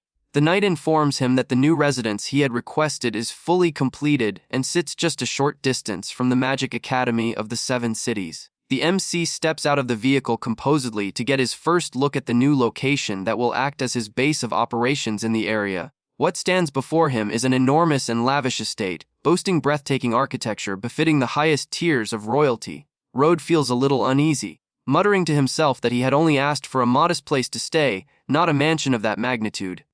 Meanwhile, back at the main mansion, the sound of old Igan's warm laughter rings out through the grand corridors of the Ashblade family castle. Eleanor affectionately notes that her grandfather has been laughing nonstop for quite a while now, reminding him that Master Road departed their home hours ago. The grandfather apologizes, explaining that Road is the most enigmatic and powerful individual he has ever encountered, and urges Eleanor to forge a strong connection with the young man. Eleanor grows a little flustered by her grandfather's words, responding in a quiet voice and shyly acknowledging that she already understands what must be done. Igna takes on a deeply serious expression, declaring that now the time has come to settle the score with Rustblade, who he suspects was behind the curse from long ago. Meanwhile, the scene shifts to House Flora's grand and imposing estate, cloaked in the stillness of the freshly fallen night. The moment she steps through the doors of her opulent home, Claire is immediately greeted by her mother, who wastes no time questioning her in a firm voice about her reason for coming home so late. She cuts straight to it, asking whether the young lady had spent time with the boy from House Morris, and whether the two of them had gotten along throughout the day. Claire glances away, visibly flustered, giving her mother a short and hesitant reply, simply confirming that the two of them had indeed met. Her mother then urges her not to treat him coldly the way others tend to, and Claire offers her reassurance, telling her she'll make an effort to get along with him going forward. Claire glances around and finds herself wondering whether Road might not actually be the hopeless, talentless nobody that everyone seems to think he is. Back in his elaborate new room at the mansion close to the academy, the MC silently makes his preparations deep in the heart of the dark night for his upcoming ritual. With the radiant death stone gripped tightly in both hands, the young necromancer determines that the right moment has at last arrived to elevate his abilities. Speaking with firm determination, RH calls out to his trusted spirit servant Bonecrown by name, and the entity wastes no time beginning to answer the summons. The formidable spectral being takes form, kneeling within eerie blue flames, responding to his master's will with unwavering obedience. Rodnos's Bonecrown had deteriorated with time, yet with his impeccable swordsmanship, he won't be at a disadvantage against anyone ranked below Advanced Archmage. The MC lifts the glowing blue magic gem high into the air to begin channeling spiritual energy directly into his devoted warrior. With firm authority in his tone, Road orders his ghostly servant to receive that precious energy offering and begin his mystic transformation. The radiant blue gem abruptly shatters in midair, releasing a massive surge of tiny shards of pure energy. Spiritual power starts drifting throughout the hall in stunning luminous spirals of light that fully envelop both individuals present in the room. A menacing shadowy figure with glowing eyes appears through the fog, greedily consuming all the energy that had been released into the air. A thunderous crack of blue static energy reverberates through the room, marking the perfect completion of the soul fusion and absorption process. Road stands at the center of the hall, entirely enveloped in a potent glowing aura of pure light blue mystic electricity. The boy discovers with astonishment that his ghostly servant's massive evolution had also funneled energy into him, triggering a breakthrough in his power. Gazing at his hands cloaked in blue flames, the MC exuberantly celebrates having reached the maximum level of Apprentice Archmage. Road reflects with satisfaction that his warrior evolved considerably, yet believes he must still proceed with extreme caution and maintain a low profile in public. The following day, routine activities resume inside the Magic Academy of the Seven Cities as several students walk through the hallways. Noticing her best friend acting distracted in the corridor, Anna curiously asks her what she keeps searching for so eagerly. Claire responds with concern that Rhodes still hasn't shown up, and Anna dismisses it with a scoff, coldly remarking that the mercenaries had probably already thrown him to the monsters. Claire sharply reprimands her friend, her eyes flashing purple, and reminds her that the MC had chosen to stay behind in order to keep them safe. Anna tries to brush it off, insisting she is only stating the facts and pointing out that those men were none other than the dreaded blood mercenaries. Anderson descends the staircase, furious that Rode had stolen his spotlight, as his lackey remarks that the MC had brought it on himself. But as he turns around, Anderson is hit with a massive shock when he sees Rode strolling past him without a care, making his way up the academy steps. Anderson panics at the sight of him alive and without a scratch, knowing he should have been torn apart or badly wounded after the previous night. Claire rushes over to Rode, overcome with relief, telling him her mother had been worried sick, while he simply smiles and assures her that the mercenaries won't be coming after them again. Anderson and Anna are left completely speechless, unable to understand how he walks away without a mark and what on earth had happened at the tavern after they fled. Anna sarcastically concludes that House Morris must have paid a hefty sum to buy the boy's freedom, and Anderson chimes in, calling the slacker someone who only brings dishonor to his family name. The sound of sharp, confident heels clicking echoes through the academy hallway, immediately drawing the gaze of every student sitting in class. She introduces herself as Margaret. The practical magic instructor declares, "Today's lesson will be a live combat exercise held deep within the monster forest." Rode recalls that the forest is the blood mercenaries' territory, realizing he must stay alert in order to ensure Claire's safety. Very subtly, the MC raises his magical communication device to connect with his loyal subordinates. Slipping away from the group in the academy corridor, Rode activates the device, reaching out to Captain Kent personally to gather information. On the other end, Kent responds immediately with great deference, stating he is ready to share everything he knows with his master. Rode requests full details regarding the monster forest, pointing out that his squad operates there and ought to know every corner of the territory thoroughly. Kent discloses that an ancient tomb buried deep within had begun leaking dark energy, sending the wild creatures into a frenzy and spawning a growing wave of monsters. He cautions that barely anyone made it back alive from deeper exploration, warning that the area surrounding the tomb is incredibly dangerous and considered completely off-limits. Kent assures Rode that ordinary creatures are no match for the boy and generously offers to have his men escort Rode through the mystic forest. Without hesitation, the young master turns down the offer of help, stating that the information alone is sufficient for what he has in mind. He considers that while the location spells certain death for ordinary students, for someone with his necromancer abilities, that tome presents a rare and valuable opportunity. The elite academy students begin climbing into the wooden carriages in an orderly manner, ready to be transported toward the training grounds. From atop the carriage, Anna gazes excitedly at the journey's breathtaking natural scenery while Claire watches her with a warm, gentle smile. In a separate cabin, Anderson's associate quietly murmurs to the noble, questioning whether they still intend to proceed against Rode as originally planned. Anderson reveals his real target is Claire, but cautions, with clear irritation, that if the boy dares to get in the way again, he will face serious repercussions. The group at last arrives at the outskirts of the monster forest, climbing down from the vehicles into a wide clearing before the thick trees. Margaret gives a speech commending their abilities, informing them that after so much classroom study, the moment has finally arrived to put their skills to a real test. She explains the Shadowclaw wolf numbers have surged dramatically across the region, instructing each of them to return with a wolf claw as evidence before nightfall. Without warning, a blazing flash bursts from the forest trees, and a tremendous fire explosion violently tears through the clearing's silence. An enormous fireball destroys one of the forest targets, sending students into excited cheers over Anderson's astonishing magical feat. With bright flames dancing in his hands, Anderson grins confidently, convinced this is his perfect opportunity to impress Claire with his combat abilities. Anna is completely blown away by the spectacle, urging Claire to join his group so they can complete the hunt without risk. Claire, however, pauses thoughtfully, suggesting it would be far wiser to stay close to Rode, recalling that not even the mercenaries defeat him. Away from the commotion, Rode shuts his eyes as the wind howls around him, stretching his magic perception outward to conduct a sensory sweep of the entire surroundings. The MC thinks to himself, pleased that upon reaching peak Archmage Apprentice, his perception range had grown to 300 mem. Along with wolves and venomous gators in the vicinity, he detects death fluctuations emanating from the forest's core that line up perfectly with Kent's report. Resolved to guarantee the young lady's well-being, Rode walks straight over to Claire, casually proposing the two team up as a hunting pair. Claire lights up with a wide, spontaneous grin of delight upon hearing the MC's proposal, immediately accepting the partnership without any hesitation. Anderson arrogantly lifts a defeated wolf's carcass into the air, surrounded by enthusiastic cheers and applause from his fawning entourage, a smug grin of superiority plastered across his face. The hare remarks that such a weak, low-tier creature is nothing to him. Anna grabs Claire's arm and dashes toward the noble, arguing that his power is proof they should join the rich kids group immediately. Waving eagerly from a distance, Anna calls out to him directly, asking whether she and Claire can tag along with his hunting group for the day. Anderson flashes a huge grin of pure satisfaction, readily agreeing and vowing to personally see to both young ladies' safety throughout the hunt.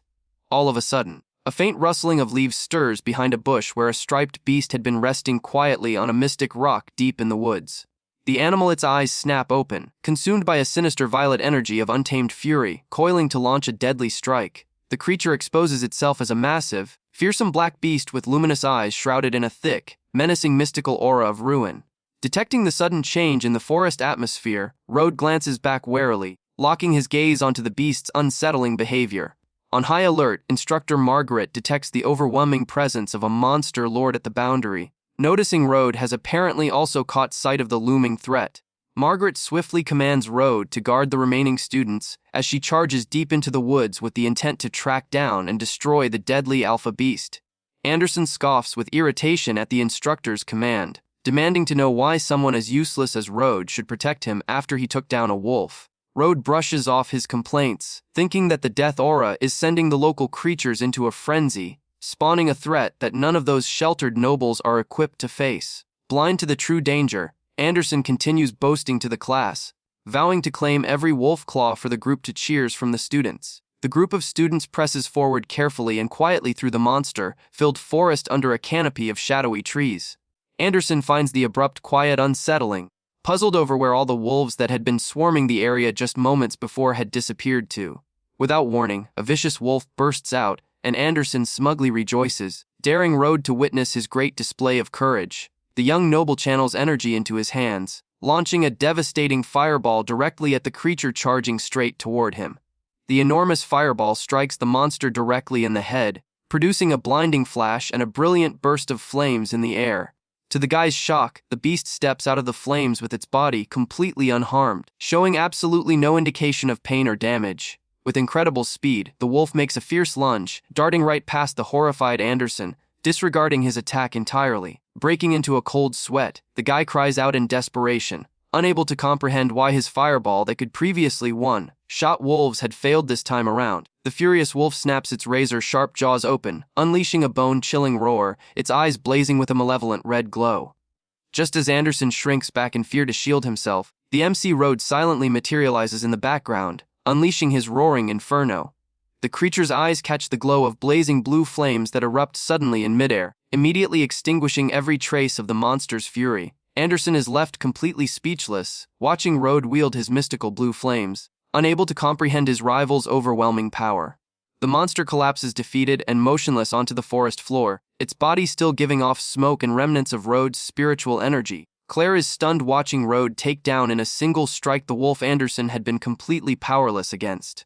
Anna comes to a terrifying realization, drenched in sweat, that Rode had survived the mercenaries through sheer strength alone.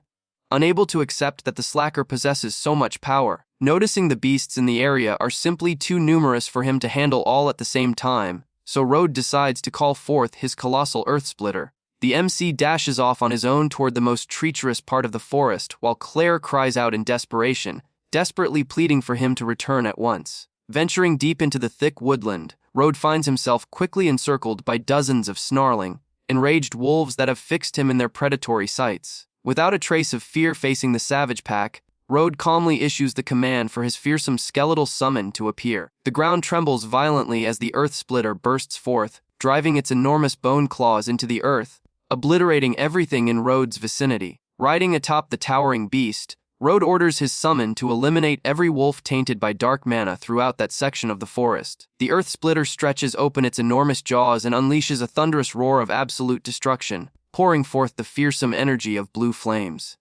With a devastating impact, the skeletal behemoth drives itself into the ground with overwhelming force, sending the entire wolf pack scattering through the air at once. Anderson feels the shockwave of the attack from a distance, spiraling into a panic and desperately pleading for the monstrous earth splitter to stay far away from where they are.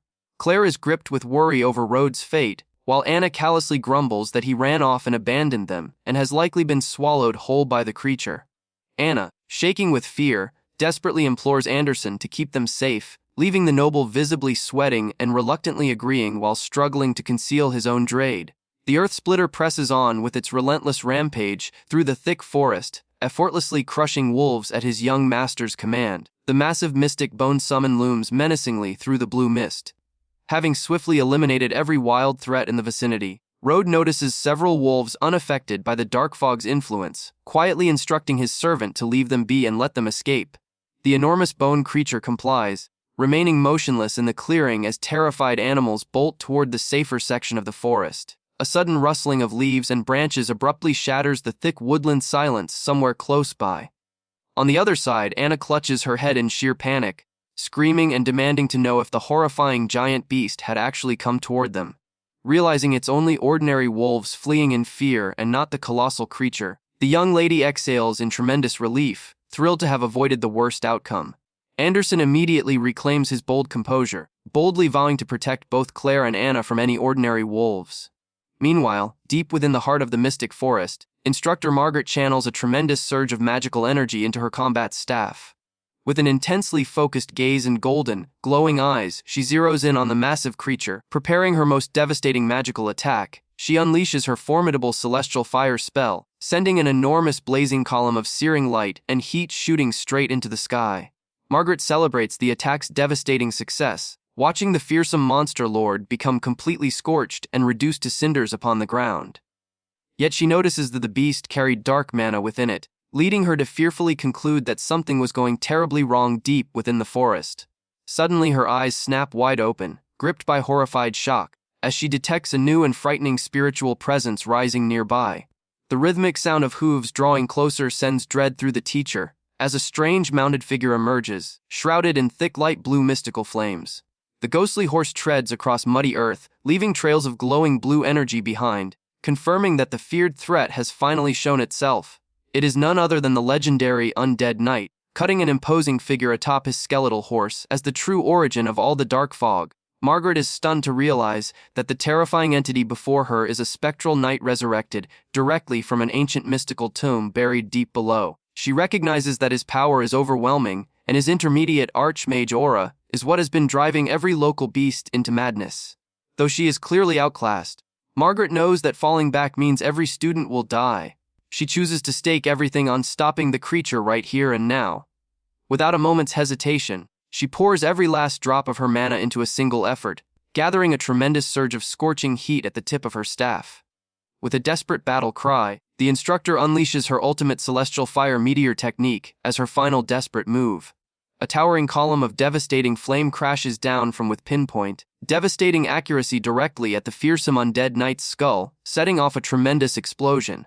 A massive burst of reddish flames fully engulfs the enemy, bathing the forest in blinding, overwhelming light. Still gasping and drained from her mystical exertion, Margaret wears a hopeful grin, daring to believe she's finally taken down the creature.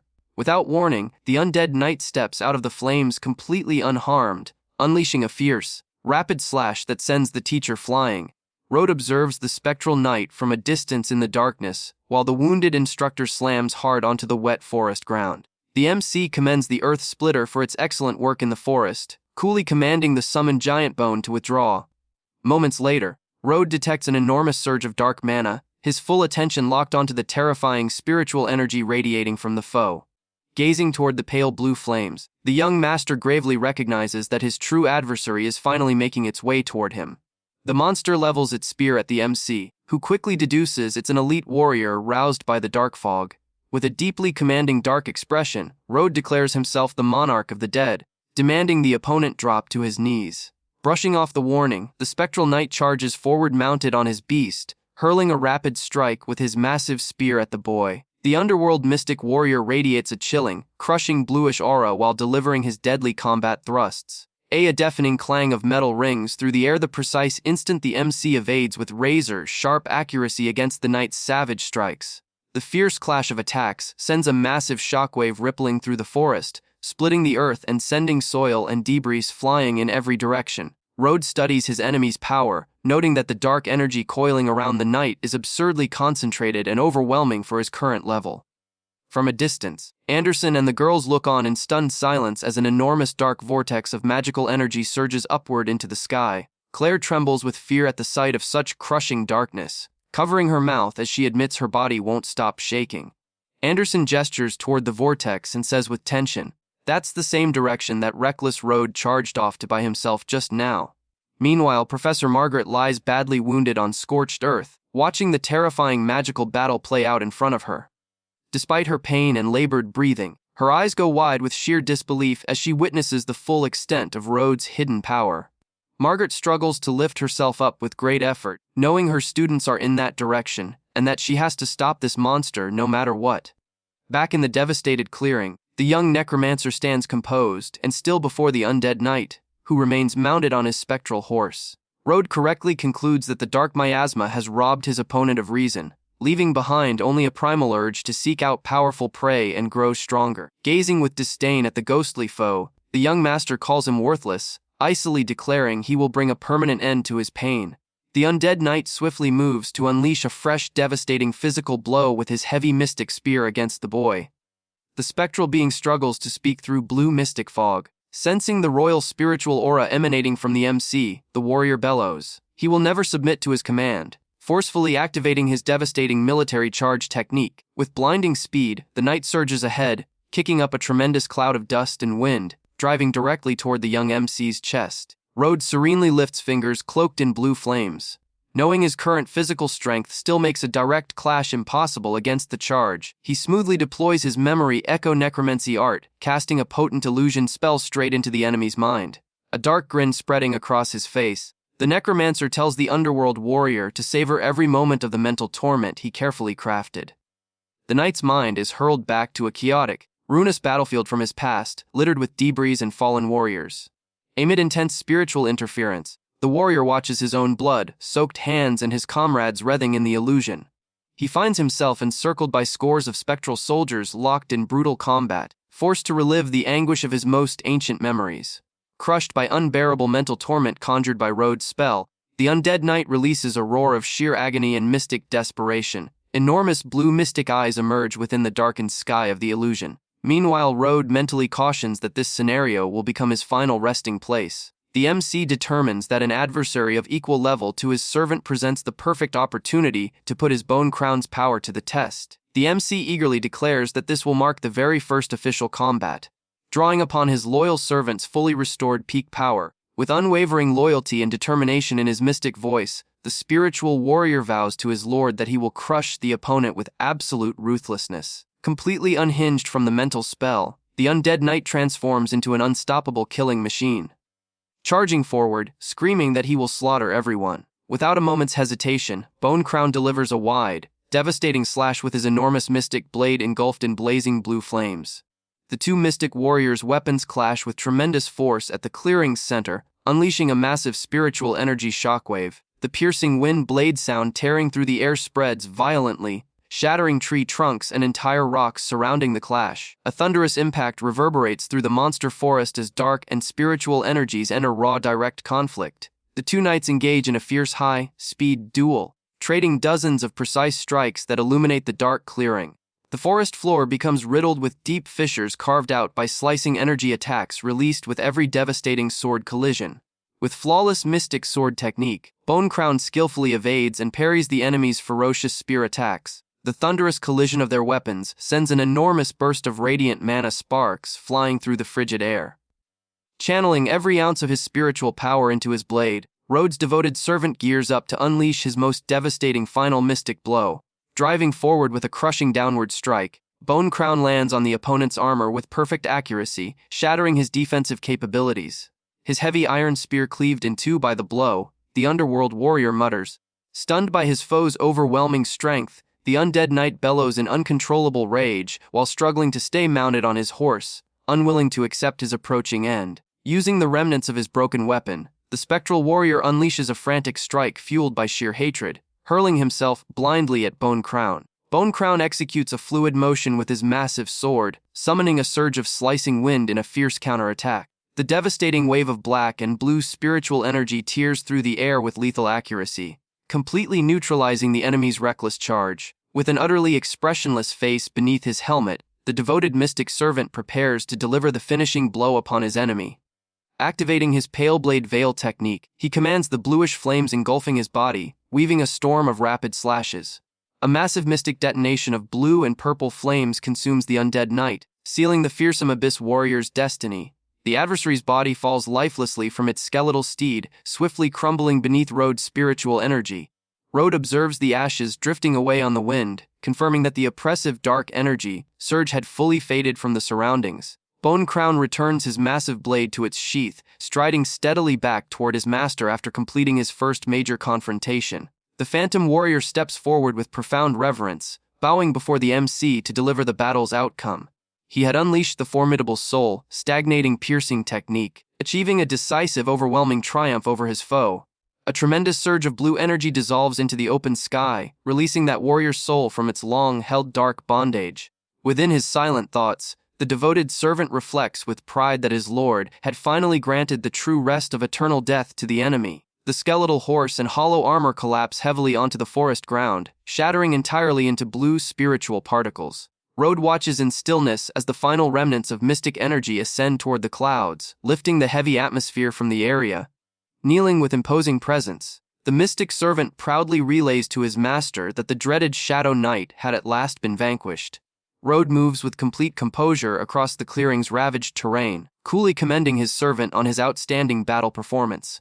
The MC casually retrieves a small pale blue flame fragment left behind by the defeated enemy to purify it. Road grieves over the lost soul's torment, channeling his necromancy to dissolve it, hoping it finds eternal peace. Gripping her battle staff with strain, Instructor Margaret trudges painfully through the thick forest, searching for her students. Breathless and wounded, the teacher reminds herself she has to hold out through the night no matter what to keep her students safe from genuine danger. When she reaches the forest's devastated clearing, Margaret's eyes fly wide open at the sight before her. She finds young Master Road standing at the heart of an enormous crater of destruction, completely by himself in the forest light. The teacher is left utterly bewildered, recognizing the boy and struggling to comprehend what the young House Morris Hare is doing there alone. Noticing the Phantom Knight's overwhelming aura had vanished at that very spot, she breaks into a cold sweat, wondering whether the boy was the one who defeated him. Road turns around with perfect calm, telling her warmly and with evident relief that he is thrilled to find the teacher alive and unharmed after everything. Margaret steps closer with suspicion, bluntly asking whether he encountered the fearsome headless knight awakened by dark mana within the forest. Casually lying with his back still turned, Road denies seeing any such creature, leaving the instructor puzzled about the crater. The MC insists the clearing was already completely destroyed by the time he arrived while following the Shadowclaw Wolves' trail. Despite his denial, Margaret had sensed no other immense energy in the vicinity. Suspecting the boy is trying to conceal his true mystic power, Margaret chooses to go along with his explanation for now, but still feels the need to thank him on behalf of all the students for keeping them safe. The MC brushes it off calmly, pointing out that she shouldn't head back to the group while wounded, as it would only make the students worry. Margaret glances down at herself in silence, acknowledging the boy is absolutely right, and that she must tend to her injuries before rejoining the others. She lifts her hands, summoning a surge of golden restorative magic that seals her wounds and repairs her shredded clothing within moments, leaving her fully healed and wearing a warm smile across her face. She turns back to speak with Road, only to be stopped cold by shock. Margaret is left utterly bewildered, realizing the MC has disappeared without leaving a single trace, questioning where he could have possibly gone. Quietly tracking dark mana trails through the shadowy forest, Road sets out to pinpoint the precise location of the ancient mystic tomb that Kent had described. Venturing deeper inside, he observes with amazement that the dark mana fog grows increasingly thicker and more oppressive. The young necromancer eventually discovers the dark mouth of a crumbling ancient cave, the very place the awakened undead knight had emerged from. Within the dim mystic stone ruins, a massive swirling vortex of purple and black flames hangs ominously in front of the boy. Without a moment's hesitation, Road walks into the chamber enveloped in purple mystic flames that lick the aged stone walls of the crumbling structure. The MC wears a faint smile of fulfillment, understanding that he has at last discovered the great prize he had been searching for in the forest. What he finds before him is a massive, glowing blue mystic circle etched into the stone ground, confirming each and every one of his suspicions. The MC reaches out his hand, manipulating spiritual energy at incredible speed, directly disrupting the seal's mana circulation. Speaking in a cold, commanding tone with absolute authority, the young necromancer demands the immediate expulsion of any foreign mystic presence from the area. A sharp energy crackle reverberates through the cave the moment the MC seizes complete control over the seal's entire circulation. Road examines the dark mana stones surrounding the seal. Realizing someone deliberately used an artificial formation to awaken the night, he concludes this mystic formation is directly responsible for the forest's imbalance, and determines that someone is orchestrating dangerous schemes from the shadows. Picking up a mystic gem off the ground, Road scoffs at the crude spell, calling it an insult to the true art of necromancy. Road pockets the dark mana stones, thinking they could prove useful down the line. Margaret watches over her students from a distance, relieved to see them all unharmed, and that the undead knight had left them alone. The teacher walks over, asking whether everyone has completed their assignments, and lets them know they'll be heading back to the academy once the whole group is gathered. Claire anxiously says Road still hasn't come back, and describes a terrifying mana whirlwind that appeared right after the boy entered the forest. Margaret asks whether the mana whirlwind truly appeared after Road went into the forest, and Claire confirms it did. Margaret realizes the revived undead knight was taken down by Road, bewildered and shaken by just how powerful the boy truly is. Anderson sneers, claiming Road must have bolted out of fear from the mana whirlwind, and the others chime in, branding the MC a coward. Margaret shuts them down, firmly stating that Road will be back shortly, and they won't be going anywhere until he shows up. A few students start whispering among themselves, doubting he'll make it back, joking that a Shadowclaw wolf has probably already made a meal out of him. Anderson questions what that mana whirlwind actually was, remarking, even the Shadowclaw wolves were behaving really strangely.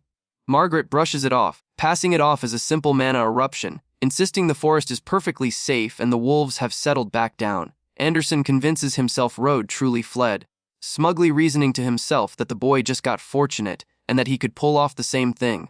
Anderson and the rest burst out laughing when Road reappears, labeling him a deserter and taunting that he should have crawled back to his mom. Claire rushes over to Road to check if he's alright, and the MC responds with calm, saying, "Everything's fine."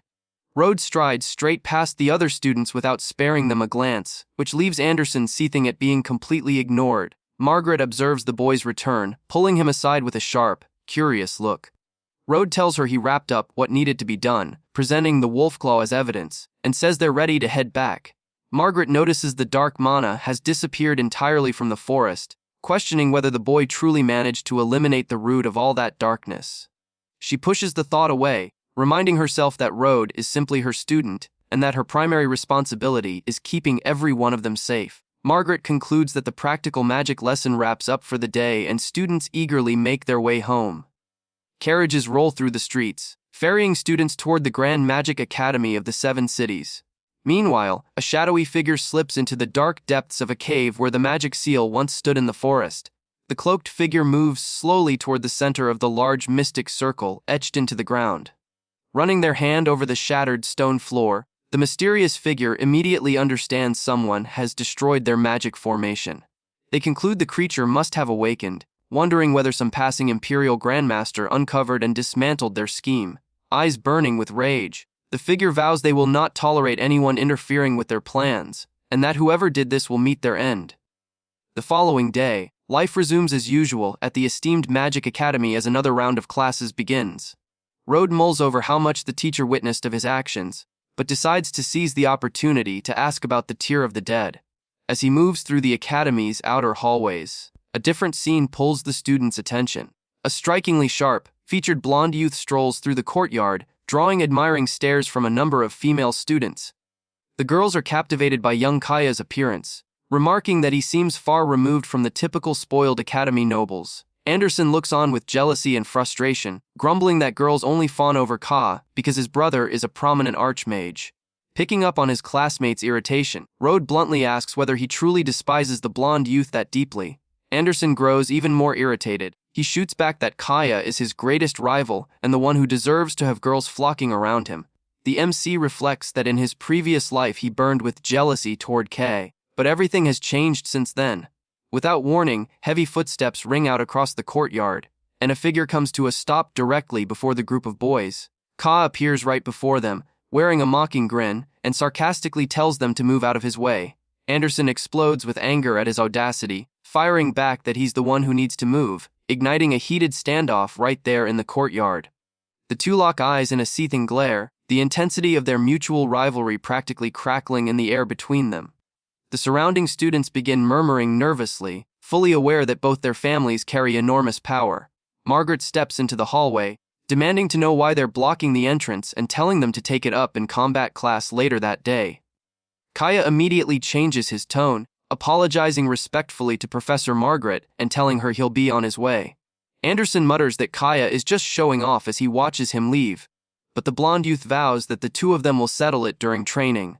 Margaret sweeps her gaze across the crowd, her eyes landing squarely on Rode, who remains completely unbothered. Afterward, Rode heads to Professor Margaret's private office, where she immediately asks him what he needs. Rode gets straight to the point, requesting a special exemption to skip that afternoon's practical combat class. Margaret grins, poking fun at the boy, implying he's simply trying to avoid getting into trouble or conceal his true abilities from his peers. Rode simply endures the teacher's jab with a visibly unimpressed expression, clearly worn out by the subject. Margaret points out that he certainly didn't show up just to request a free pass, and the boy grins and admits she's seen right through him. Rode gets straight to the point, asking the teacher whether she happens to know of a legendary relic called the Tear of the Dead. Margaret confirms she knows of the Tear of the Dead, describing it as an ancient artifact of tremendous power stored in the Academy vault since no one can figure out how to wield it. Intrigued by his sudden curiosity, she asks him point blank whether he wants to take that mysterious ancient relic for himself. Rode meets the teacher's gaze steadily, confirming plainly that he does. Margaret regrets to say she simply doesn't have the authority to remove such a prized item from the vault.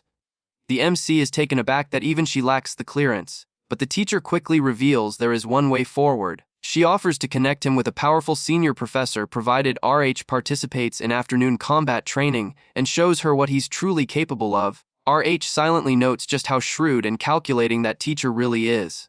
Left with little choice, the MC accepts the arrangement and agrees to take part in the practical session. Soon after, all the students assemble in the large training hall to begin that day's physical exercises.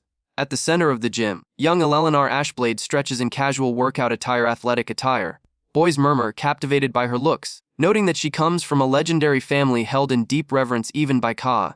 Just then, students notice Ka heading her way, with rumors circulating that his feelings for Eleanor might actually be true. Kaya approaches her warmly, in a friendly manner, asking how her grandfather has been lately. Eleanor responds graciously, replying with a bright smile that her grandfather is making a great recovery. Out of nowhere, she spots Rode stepping into the gym, utterly stunned to find her master there. Eleanor completely disregards Kaya, eagerly turning to go greet the MC. Sensing she was about to call out his name, RH quietly raises a finger to his lips in a shush gesture. She catches on immediately, bringing her hand over her mouth to avoid revealing the deep bond she has with him. Kay is left in complete disbelief, realizing she had brushed him off entirely in favor of another student. He fixes a burning stare at Rode from across the room, seething with anger and wondering who this nobody is that made Eleanor walk away mid-conversation. All of a sudden, a deafeningly loud crash reverberates across the gym, jolting everyone inside. Anderson storms forward, livid, cutting through the space and shouting that Kaya will pay for the humiliation he dished out that morning. Kaya cracks his knuckles, visibly annoyed, rising to meet the challenge right then and there, declaring he's already in a foul mood and would welcome the chance to let off some steam. Meanwhile, one of Anderson's goons walks up to Rode, who was sitting calmly on a bench off to the side. The brute points out to Rode that he also got in Kaya's way before, having threatened him and told the boy to stand so he could get beaten up. A large group of students begins gathering around the arena to witness the much-anticipated showdown between Anderson and Kaya. The Academy's combat instructor shows up to oversee the situation, making it clear he has no interest in personal disputes between nobles. That said, he makes it absolutely clear that this is a physical combat arena only, and magic is completely forbidden. Anderson smirks with a nasty grin and requests to begin, boasting that he's just as deadly in hand-to-hand as he is with magic. The instructor turns to ask if Kaya agrees to the terms, and the blonde boy wastes no time confirming he's ready to go. Anderson taunts his opponent, saying he came looking for this himself, so he has no one to blame for the beating he's about to take. The two rivals face each other at the center of the arena under the eyes of everyone watching. As Anderson continues to taunt him, Anna and Claire push their way through the crowd to get a better view of the clash unfolding between the pair. Claire asks her friend how confident she is in Anderson, and Anna nervously admits that Kaya was trained in military combat techniques by his brother. Anderson launches himself forward at a terrifying speed with a wild look on his face, hungry to knock his rival's teeth out with pure force. Kaya, on the other hand, remains completely composed, calmly settling into a perfect fighting stance. Anderson attempts to land a powerful punch, but the blonde youth sidesteps the attack with complete ease and precision. Seizing the opening left by his opponent's missed swing, Kaya wins up for a fast, powerful downward counterattack.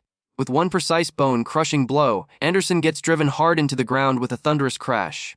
Female students erupt in cheers, praising the swift victory and marveling at how incredibly powerful Kaya is. Anna flushes red, whispering to Claire that Kaya is incredibly attractive, powerful, and wealthy, calling him her ideal prince charming come to life. Kaya gazes down at his fallen opponent with cold superiority, telling him to stay down since he's nowhere near his level. The blonde youth orders him to apologize on the spot if he expects to be forgiven for his disrespect in front of everyone present. Anderson spits blood onto the ground, overtaken by pure rage, flat out refusing to accept his loss, screaming for them to go again. Fueled by hatred and throwing out the arena rules entirely, the boy lunges forward, launching a dirty strike aimed at his opponent's back. Kaya senses the cowardly hit approaching from behind and, without a hint of worry, decides to finish things once and for all. Moving with terrifying speed, the blonde youth unleashes a vicious spinning kick that connects flush with Anderson's face, sending him crashing across the room. The students watching stand in stunned silence, having just witnessed the public humiliation of the esteemed House Rune heir right there in front of the entire arena. Observing the whole thing from a distance, Margaret watches the fight conclude with an intensely focused, calculating expression on her face. Elsewhere, Anderson's henchman points at Rode, cautioning that the MC will soon be on his knees, pleading for mercy in the exact same way. Anderson's henchman cracks his knuckles with arrogance, thinking that even after reincarnation, he still has to deal with overbearing fools. He launches a fierce punch at the MC, roaring at the boy to never get in their way again. Rode recalls that in his previous life he handled everything through his undead army, almost never having to fight using his own two hands. Still, he makes it perfectly clear that this doesn't mean he's helpless in a fight, noting he doesn't even need to draw on his summoning experience. In an instant, the brute is utterly overwhelmed, left horrified as he realizes he's no match for the boy's hand-to-hand combat skill. Kai is caught off guard when he hears a crash and watches Anderson's henchman get hurled violently across the arena. The brute slams into the gym wall with a deafening impact, sending a massive crack splitting through the stone structure. He crumbles to the ground completely unconscious, leaving behind a cloud of smoke and scattered debris beneath the stunned stares of the entire class. Even Anderson, still sprawled on the floor, is struck speechless by the sheer power demonstrated by the heir of House Morris. Professor Margaret's eyes go wide with sheer astonishment, visibly impressed by what she just saw. Claire and Anna watch the whole scene with their jaws on the floor, hardly able to believe it was RH who actually delivered that absurd hit. Rhodes simply stands there calmly in the very same spot, as though he hadn't exerted the slightest bit of effort in that move. The MC thinks he tried his best to hold back as much as he could, but never anticipated his opponent would be so incredibly fragile. Ka walks over to the unconscious guy who's foaming at the mouth, taking in just how much damage was dealt from a single blow. Moving with slow, measured strides, the blonde youth steps up to Rode in an imposing manner, demanding to know if he's truly the Morris house heir. Kaya demands to know whether it was really needed to resort to that level of violence during a straightforward, sparring session between fellow classmates. Rode responds with complete composure, telling his rival not to sweat it since he barely tried, and the guy is going to be perfectly fine. The MC then adds that Kaya is the last one who has any business calling out excessive force during training. Kaya erupts with fury at the bold comeback, locking eyes with him as a menacing killer aura begins to take shape around him. Panicking, Anna warns Claire that Rode just provoked the single worst person he possibly could have, and that he's about to get completely destroyed. Students murmur in fear at Kay's rage, shocked that a Morris house failure had the audacity to confront him like this. Alelenar raises a hand to her mouth, though deep down she's actually more concerned that Rode might end up utterly breaking Kaya if a fight actually breaks out. Margaret observes everything from a distance with a grin, curious to see what the boy will do to get his hands on the coveted tear of the dead. Kai's energy radiates so powerfully around his body that even students standing far away can feel the weight of it. Onlookers wonder if he's about to unleash his signature physical technique, said to be as devastating as genuine magic, even without any mana. He rushes ahead with full force, launching his crushing iron-fisted blow, channeling every ounce of raw physical power into that direct attack. His speed is so insane that students realize he had been toying with Anderson, unable to believe a human lacking magic could move that quickly. Watching the MC stand perfectly still without making any move at all, the crowd erupts in panic, convinced that House Morris Air is done for. Kai's enormous fist drives mercilessly toward the boy's face, threatening to obliterate everything in its way. With effortless calm, Road lifts just a single hand, halting Kaya's devastating blow with one sharp crack. Ka freezes in complete disbelief, realizing his strike, powerful enough to shatter solid rock, was stopped just like that. Shaken by his opponent's inexplicable strength, the blonde youth yanks his arm back sharply, jumping away to put distance between them. Ka cannot bring himself to accept that the military training he has had since childhood is worthless against someone he had written off as a total failure at the academy. Road sneers, remarking that if Anderson had taken that brutal punch, he would easily end up spending months flat on his back in a hospital bed. Some students start making excuses, claiming Ka simply held back so he wouldn't seriously injure his classmate. Brushing off their murmurs, Ka begins building up an even greater surge of energy around his right fist. He launches forward once more, unleashing his chain fist technique, a rapid, relentless barrage of back-to-back punches. A true storm of fast, ferocious strikes rains down on the boy, covering almost the whole space stretching out before him. Moving with incredibly subtle and composed steps to avoid the attacks, Road thinks to himself that because Kaya is powerful, he shouldn't be this brittle. One of Kaya's heavy blows appears to finally land on the MC's body with devastating force during the chaotic exchange. The blow sends the boy sliding back several meters across the arena floor, stirring up a cloud of dust to the cheers of the watching students. Recognizing that his opponent can absorb punishment, Road decides he can finally raise his power a notch in this fight. Boys in the stands cheer loudly, calling for Kaya to put the arrogant MC down for good right there. But the MC planted his feet firmly on the wooden floor, making it clear the hit hadn't fazed him in the slightest. Completely unfazed, Road calmly brushes the dust from his clothes and taunts his rival, asking if that was truly the best he could offer. Kaya stumbles backward in horror, breaking into a cold sweat as he watches the boy shrug off his hardest punch, the one he had spent years perfecting, without a single mark on him. With an icy, commanding stare, Road warns that after weathering so many blows, it is now his turn to strike back. Seeing him prepare to attack, Eleanor shields her eyes, dreading the devastation her master is about to unleash.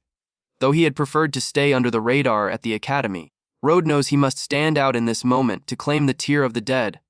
He launches forward like a bolt of lightning, hurling a shockwave erupts as Road's devastating punch connects flush with Kaya, who has absolutely no time to react against the MC's blinding speed. Ka's eyes fly open in pure panic the very moment he understands he's about to take a hit with no way to block it.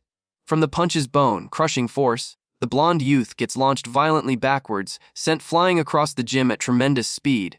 He crashes into the wooden bleachers with tremendous force, destroying everything on impact, sending a massive dust cloud billowing up.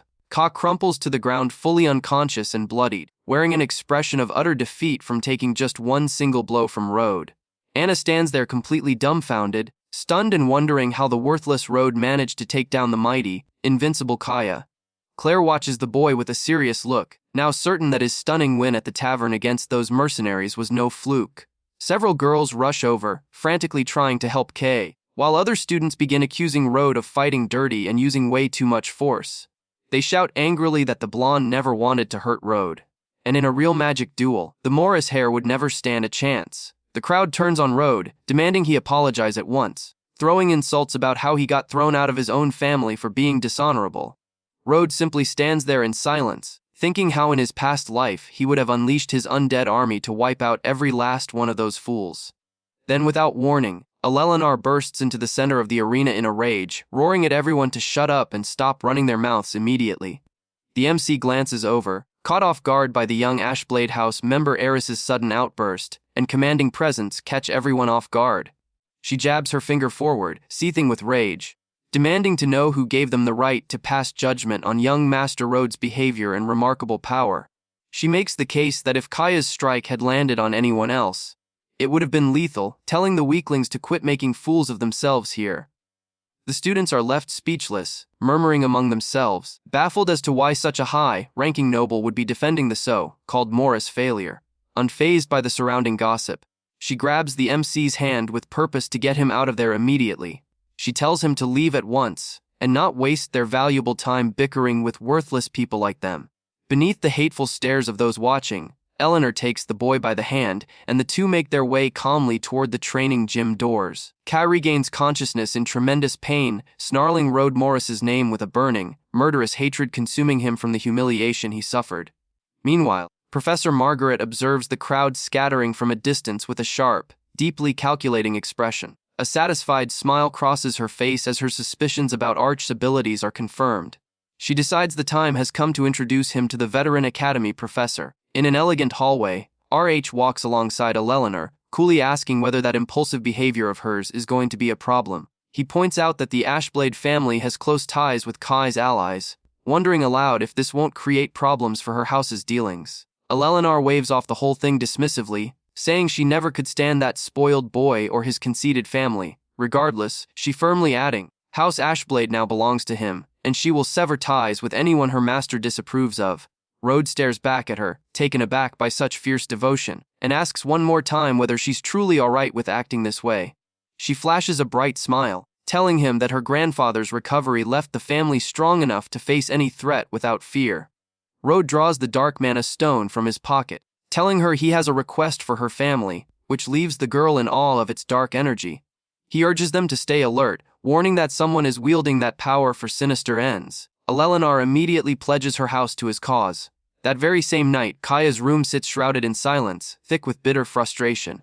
Clutching a magical communication device, Kaya frantically pleads with his older brother for help following the incident. He furiously recounts how House Morris humiliated and thrashed him right in front of young Eleanor Ashblade.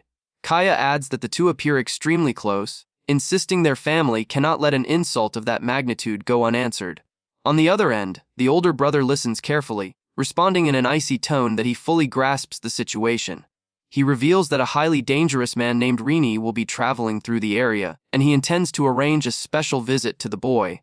Stunned, Kaya asks whether he means the legendary assassin known throughout the Empire as the Direwolf, and his brother confirms it. Kaya erupts into a vicious laugh, delighting in the fact that with this legendary assassin now in play, the cursed Rode Morris will surely disappear from existence. While sinister schemes are being hatched in secret, the door to a mysterious room within the academy swings open ever so quietly. Rode slips into Professor Margaret's personal office, casually addressing her as she gazes out the window. Margaret turns around, complimenting the boy's performance in the fight. Convinced her instinct about him defeating the knight had been right all along, Rode grins with an air of innocence, sidestepping the subject with his back still turned, saying he only pushed himself that hard because of the precious tear of the dead. The teacher discloses that the artifact once belonged to an aged scholar, inviting the boy to come with her, since someone with his talent is sure to impress him. Leading the boy through long stone corridors, she jokingly cautions that the old professor has quite the difficult temperament. The two step into the Academy's Magic Research Institute, an ancient laboratory filled with potions and luminous flasks. Margaret introduces the eccentric Professor Gustav, an elderly man in dark robes who is stirring a large cauldron of potion with a small wand. She attempts to introduce Rode, but the old professor snaps back, demanding not to be interrupted during his critical research. Margaret moves close to Rode, murmuring quietly that the tear of the dead he covets so greatly belongs completely to that old scientist. She goes on to explain that the professor is an extremely eccentric individual, cautioning that whether he agrees to hand over the prized artifact depends entirely on Rode himself. Glancing at the table, Rode notices a black cat encircled by glowing green magical rings, concluding that the man must be studying resurrection magic. Gustav pouring a glowing yellow potion over the cat, trying to coax its soul back into its body once and for all. He fixes his intense stare on the animal, filled with tension, desperately watching for even the faintest hint of life or movement. Without warning, the resurrection magic circle collapses catastrophically, unleashing a massive green lightning blast that swallows the entire area. Margaret cries out in shock for the professor while throwing her arms up to shield herself from the violent surge of magic energy released by the explosion. Gustav crumbles under the weight of the failure, insisting that ancient texts assured him life energy would stabilize soul fragments. She considers that the elderly professor is fixated on resurrection magic, yet, despite all his study of the soul, has made absolutely no real breakthroughs. Rode reflects that this world's understanding of the soul is far too primitive, which explains why not a single true necromancer has ever appeared. The old man examines the potion flask with a puzzled expression, quietly wondering whether he somehow miscalculated the recommended dosage. He adds even more of the magic liquid, suspecting that insufficient life energy was the true cause of the botched attempt. The experiment detonates once more, this time with even greater force, blasting the glass windows apart and filling the entire lab with a thick green smoke. Road identifies the obvious flaw, realizing that pouring life energy into a dead soul is no different from trying to ignite solid ice with a flame. Gustav erupts in fury over yet another failure, desperately demanding to know where things went wrong. Having followed the text to the letter, the MC decides to intervene, calmly offering a suggestion the professor to stop using those life energy potions. Gustav wheels furiously on the boy, snarling that even if Margaret vouched for him, that doesn't give him any right to criticize his research. The old master throws in RH's face that the boy never once studied basic soul theory and understands nothing about resurrection magic. He dismisses the MC entirely, telling him to return some other time and warning him not to disturb him during experiments again. Unbothered, Road calmly points out that life has already left the body, and the energy being used works like a toxin on the small creature's soul. The professor erupts in outrage at the boy's claim, shouting that water from the fountain of life can heal any wound and could never be a poison. Road urges him to accept the animal's death, suggesting he incorporate ancient grave dirt into the formation, and declaring that no one understands death better than he does. Margaret panics at Road's boldness, calling him a fool for having the nerve to contradict and give orders to the hot-headed Professor Gustav. Yet the young necromancer's words bring old Gustav to a halt, as he contemplates that fresh perspective on death. Without hesitation, Gustav moves to test the suggestion, sprinkling some ancient grave dirt across the ritual circle. The black cat's motionless body begins to rise gently under the influence of stabilized green energy flowing from the mystic circle. Gustav's eyes go wide, overcome with overwhelming joy, his hands trembling, as he asks whether he's finally on the verge of success. Margaret watches it all in complete disbelief, breathlessly repeating the word achievement, watching the cat hover with steady spiritual energy. The MC figures that if the animal had died recently, the method would have worked, but with its soul long dissolved, the approach is entirely different. The young necromancer quietly channels his chilly energy, fully aware that only a true master of death like himself could pull this off. Drawing on his supreme undead monarch authority, he silently orders the creature's drifting soul to come back at once to its body. A powerful surge of pure spiritual energy rushes at incredible speed toward the small feline's still body lying on the table. In an instant, the cat's vivid green eyes snap open, proving just how effective the boy's command truly was. The black cat rises and meows as normal, though Road knows this artificially recalled soul will only hold for 7 days. Both Gustav and Margaret are left speechless in sheer disbelief at the incredible resurrection that unfolded right in front of them. The old scientist grabs Road by the shoulders with frantic excitement, desperate to know the boy's name and who taught him that remarkable theory. Margaret grins, basking in the moment, proudly presenting the boy to her colleague by saying, "That's young Morris." Gustav cries out, thrilled that Road shattered the Archmage's core dogmas, declaring the boy an absolute magic genius after witnessing that feat. Margaret is left completely stunned watching the esteemed Professor Gustav heap praise and admiration on the boy with such passionate enthusiasm. The old master urges Road to reveal what else he understands, and the boy respectfully responds that he simply holds a different perspective on death.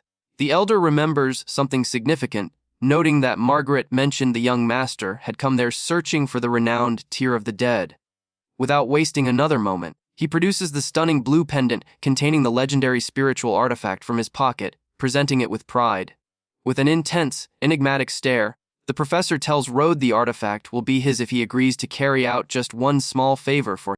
If you want the next part, like, subscribe and comment.